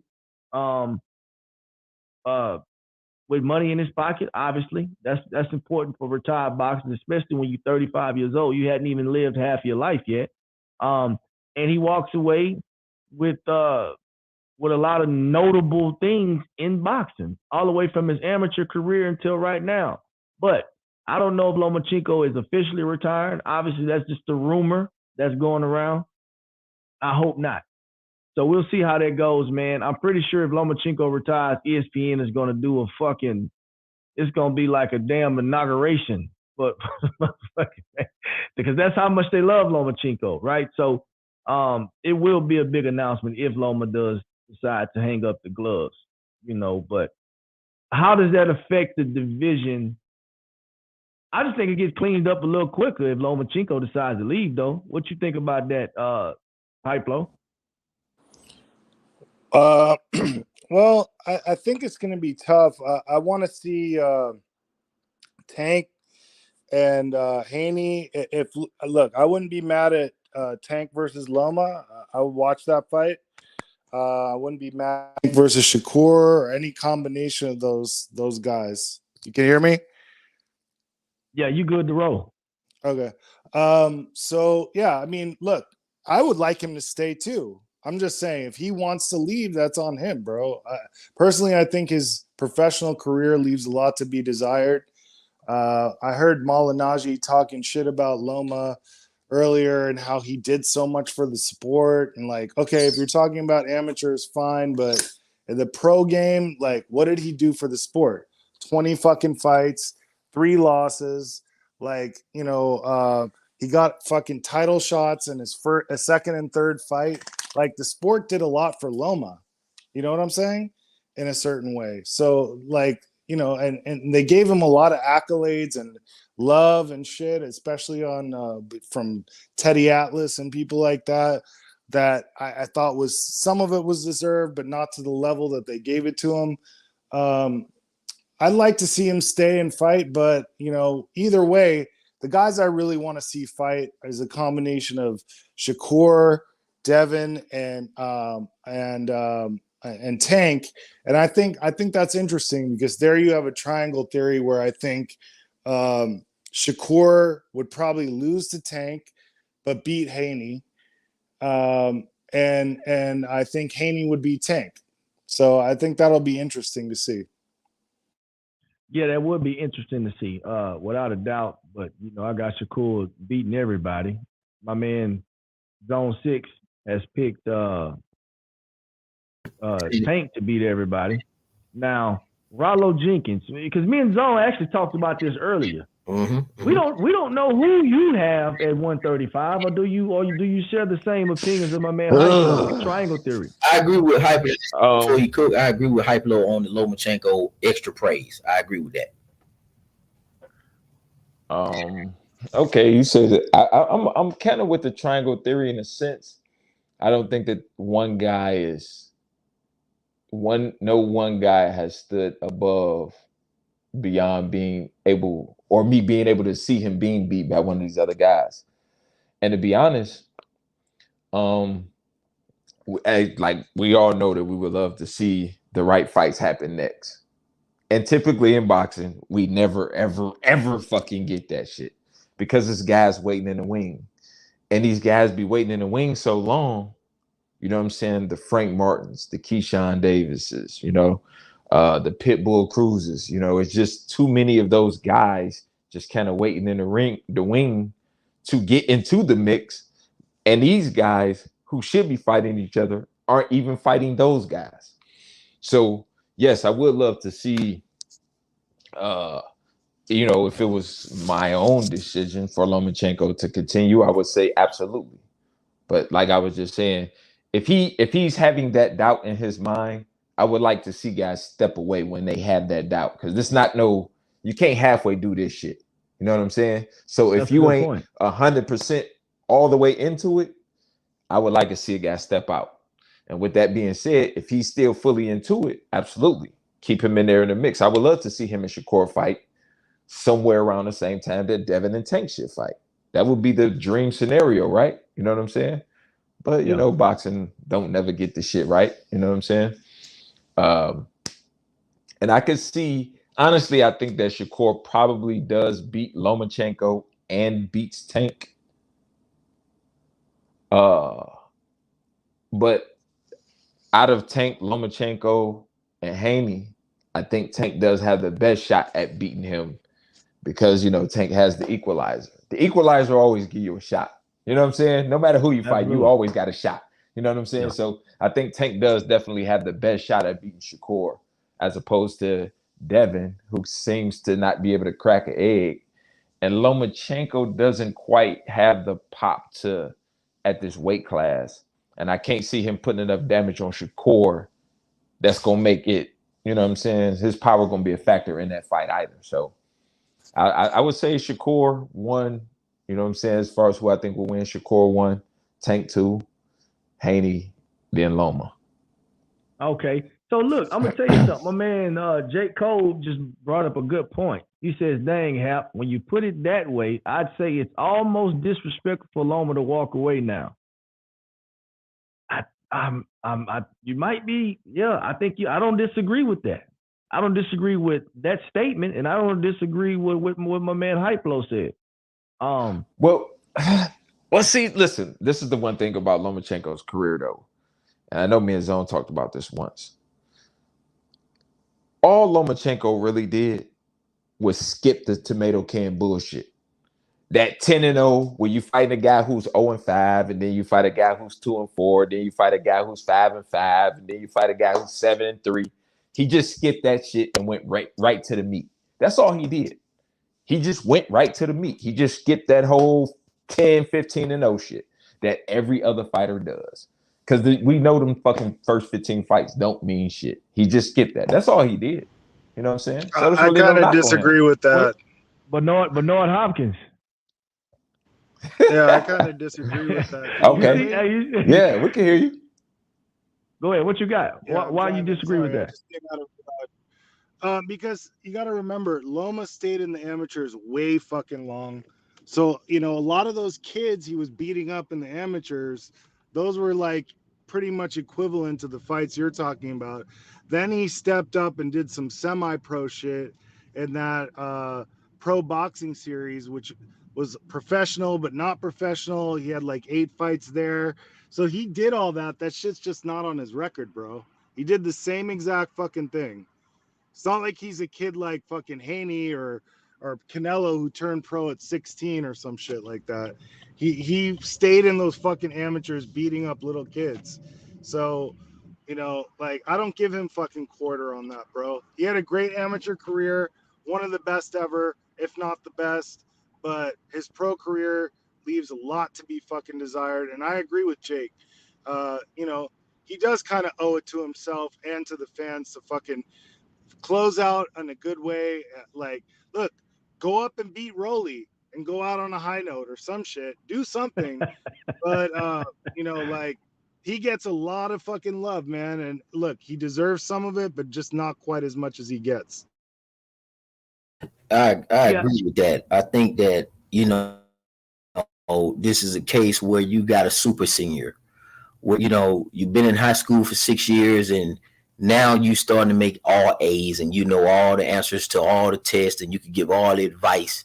Or that 6-year guy who been in college who still ain't got his bachelor's. I mean, he know all the classes, he know where to go, the cafeteria, everything, the cuts in the corners. And that's what I feel like Lomachenko did in the amateurs. So naturally, of course, you're going to skip, like Rallo said, the tomato cans. I mean, because you owe it to yourself. You've been beating up on prospects and amateurs way too long on some super senior shit. Okay. Again, he's like the 14-year-old guy that they're cheating, letting play 12U football. Shit, I don't like shit like that. So yeah, he had an outstanding amateur career, cool. But as soon as he got to the pros, another thing that I don't be liking is when these guys come in that fucking light, man, they're able to belt hop. There's already 4 belts per division. You lock in with the WBO, you could jump up on that one. Like, these guys are not cleaning out anything. So my biggest problem with Lomachenko is, here your chance go now. Clean this shit out. And just because you got whooped by Devin Haney and everybody making all these provisions for him, okay, throw him back in there with 3 more fights. Why can't he fight Kambosos or Pitbull Cruz? It don't even have to be him, Tank, and Shakur. I'm not even saying the division is all about those 3 guys, because Shakur just got here too. But why can't Lomo fight Pitbull, Kambosos, and some of these other guys as well too? Don't have to be centered around Devin Haney, Tank, and fucking Shakur Stevenson. Fight some other lightweight. The lightweight got 10 to 12 dudes that we're all excited about. He's not fucking exempt from sitting his fucking ass down and being on the hook to fucking be stable and clean out of the division, man. I'm sick of this belt hopping shit and all these niggas getting all this praise. I'm tired of that shit, man. Stay in the fucking division and clean some shit out or go out on your shield. Okay? That's just what I want to see, man. Devin Haney done it, I'm fucking with him. Move on. Mayo done it, I'm fucking with him. Canelo done it, I'm fucking with him. Waiting on Beterbiev and Bivol, and we're going to see how that go. I'm fucking with that. The reason we having these issues, it ain't nothing with what we've been discussing. It ain't got nothing to do with the judges, robberies, YouTube, my page. These guys are not being asked to clean the fucking division out. They belt hop too much. Like prostitutes, man. They jump dick to dick. That's all they do. Clean the fucking shit out. That's what I'm saying. All right, so look, I want to roll that into another question. This is gonna be the last question right here. Considering that you said that, right? Because I had this discussion the other day with some cats on Get the Smoke channel. We're talking about Devin Haney. I heard you mention Jermell Charlo, Canelo. Let me ask you something. Where does those guys fall on your pound for pound right now? Because I know you're talking about like them guys cleaning out the division, and you know, personally, I think Devin Haney. Just give me your opinions, and I give mine on the back end. What you got? Everybody who has been undisputed in the recent time is on my top list. I got Crawford still on my list. I got Usyk still on my list. Obviously, because they've also maintained some supremacy in the division up. And they're literally the two guys who have consistency with it. And it just so happened they're in a division where there's a nigga who kind of do some bullshit, but they're at the cusp of doing it again, literally. Like literally one fight away from doing it again from the previous division. Okay, so Usyk, Crawford, Mayo been showing his ass off. I really been fucking What with Mayo. about I know you didn't mention Monster, but I know you like Monster though. The Monster, same thing, Monster, Yeah. and the same thing with Devin Haney. Now, Devin Haney was on my list, and he did his thing again against Lomachenko. Those guys, and then Canelo. What about Taylor? I mean, clearly he's only not undisputed because of relinquishing belts. He's in the top 10. And that's only 6 guys per name. So Taylor would be seven. What does Haney fall within that range? Or you don't have one. You just I like haven't put him in business. I haven't put them in order yet because we still been talking about this shit for the last 2 days, but I haven't sat down and said, let me look and write down an order. And that's just due to because I just haven't done it yet. But now that I think about it, I'll probably have it done by tomorrow morning after the aftermath. You know, you got to wait till the drug test come back. No old by the ways, no caveat, no reversal of decisions from this little supposed to be controversial fight. So probably tomorrow after everything settle in, I kind of make a new list on what I think. Okay, Rollo, what you got on there? Oh man, listen, dog. As Zone said, having a undisputed champ or even just an attempt at undisputed is so important in today's boxing. And some of the guys that have done it sometimes seem to be overlooked, like Jamel. I don't know how Jamel ain't 3 or 4 on everybody's list, maybe even number 1. He had a hell of a run at 54. And like Zone was saying about this belt hopping shit, guys just going up, jumping and getting belts, you know, and then everybody could say they was a 3-time, 4-time weight champion and shit. But yeah, nigga, did you really beat some champions for real? You know what I'm saying? Like, you know what I mean? Like that shit just kind of all over the place. You know what I mean? Like, so I'm kind of tired of guys think about all the people who can put on a resume several division weight champion. You know what I'm saying? But not really have ever beat the champion. So I really got to give props to the guys who have went and tried to at least attempt to clean out a division, like Beterbiev, you know what I'm saying? Like Usyk, like Josh Taylor, and you know what I'm saying? Canelo and Maul and Crawford at 40, and you know what I'm saying? And Haney, he did what he was supposed to do, you know what I'm saying? He just so happens to be in a hot division that got a lot of work in it.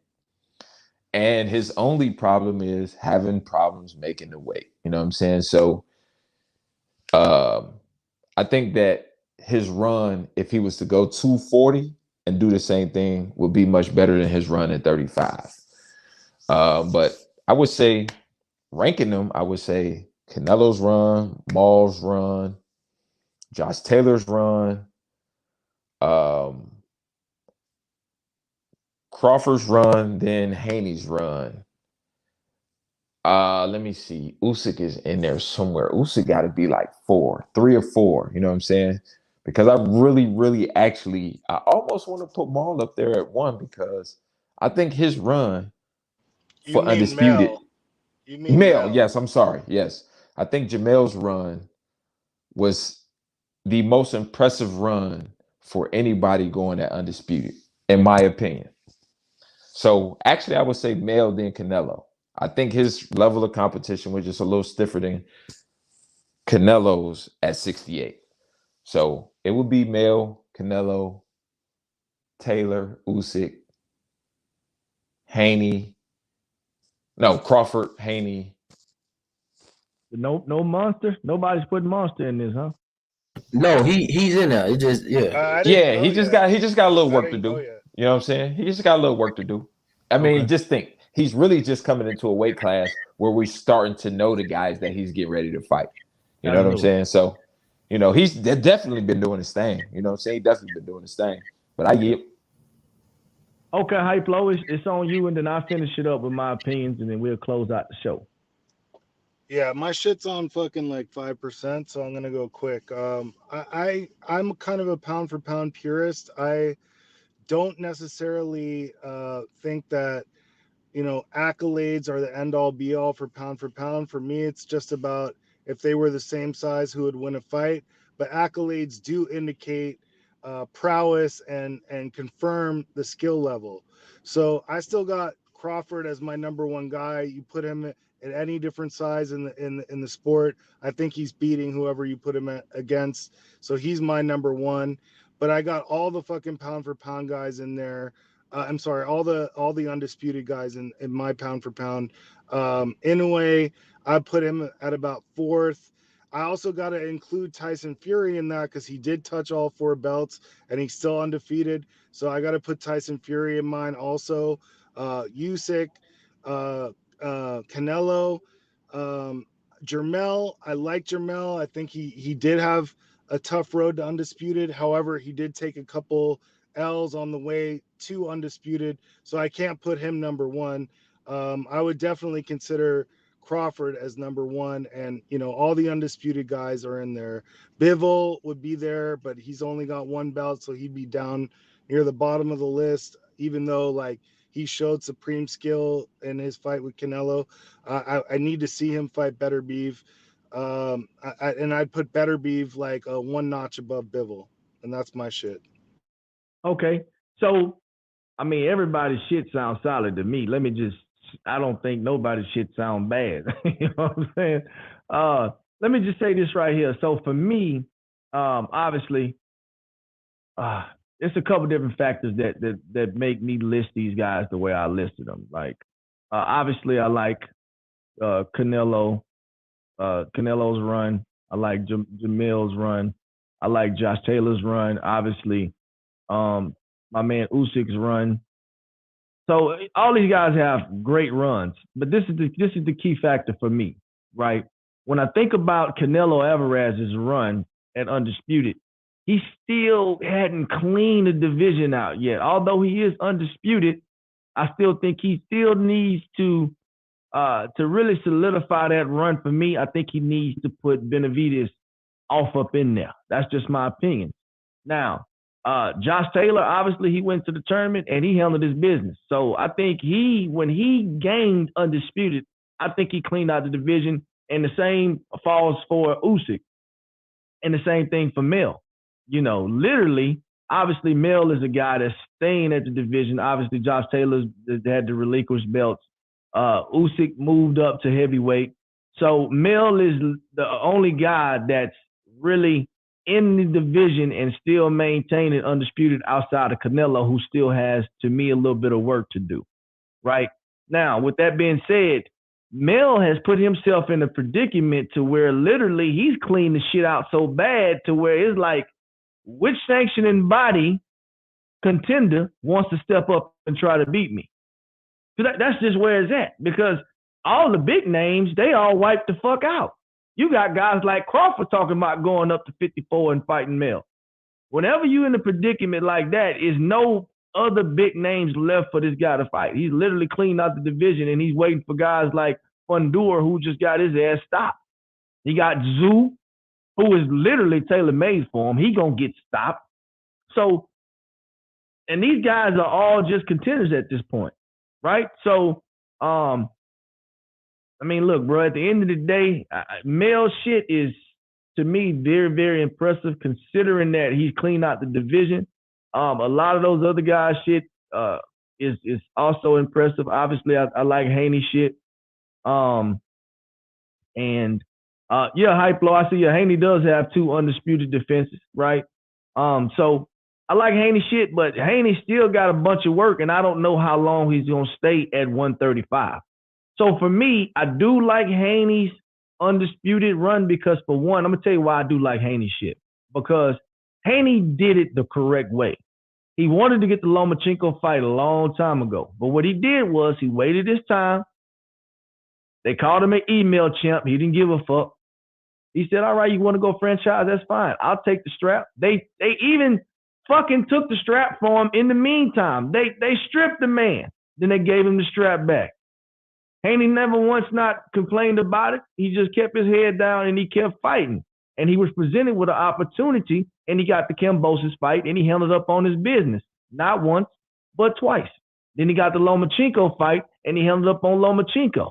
So, yeah, I do like Haney shit, absolutely. And truth of the matter is, man, you know, with this whole Tank Davis scenario, Tank is saying that he wants to be at 35 right now, but really, honestly, the only guy that really could potentially fight Haney at 35 or 40 of these guys that we're naming is Tank, because he's fought at both of those divisions.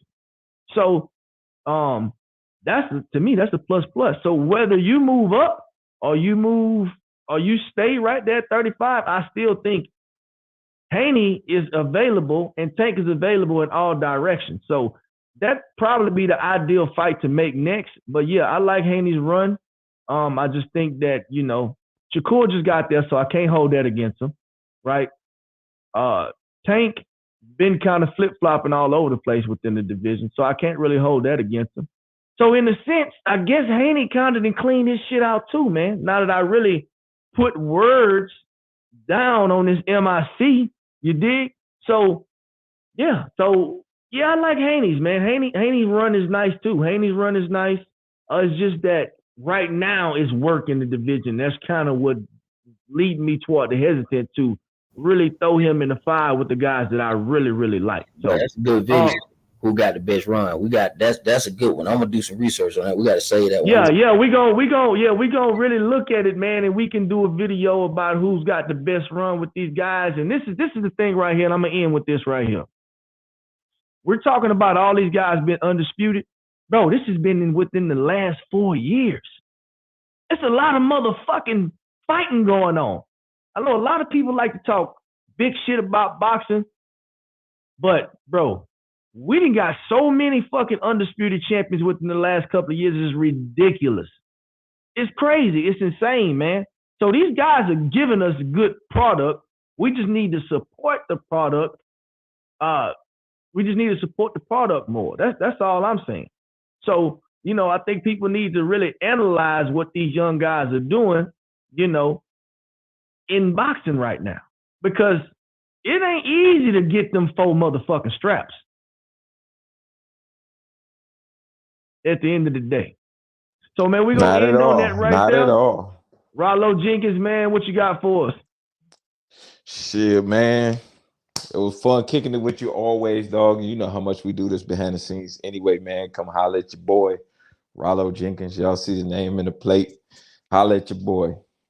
Yeah, man. Y'all go subscribe to Rollo Jenkins channel, man. Hype Flow channel, Zone 6 channel, King G Boxonology channel. You understand what I'm saying? Obviously, if you're not subscribed to me, man, you need to go ahead and hit the icon, man, and hit that fucking thumbs up, man, because we're going to keep on doing this right here. Runaway fucking train, runaway reaction. And guess what? My man, King G Boxonology just smashed the motherfucker today in the KO World Series of debate. So salute to him, man. Congratulations on your win, bro. We're rooting for you, round table shit. Always. Deuces.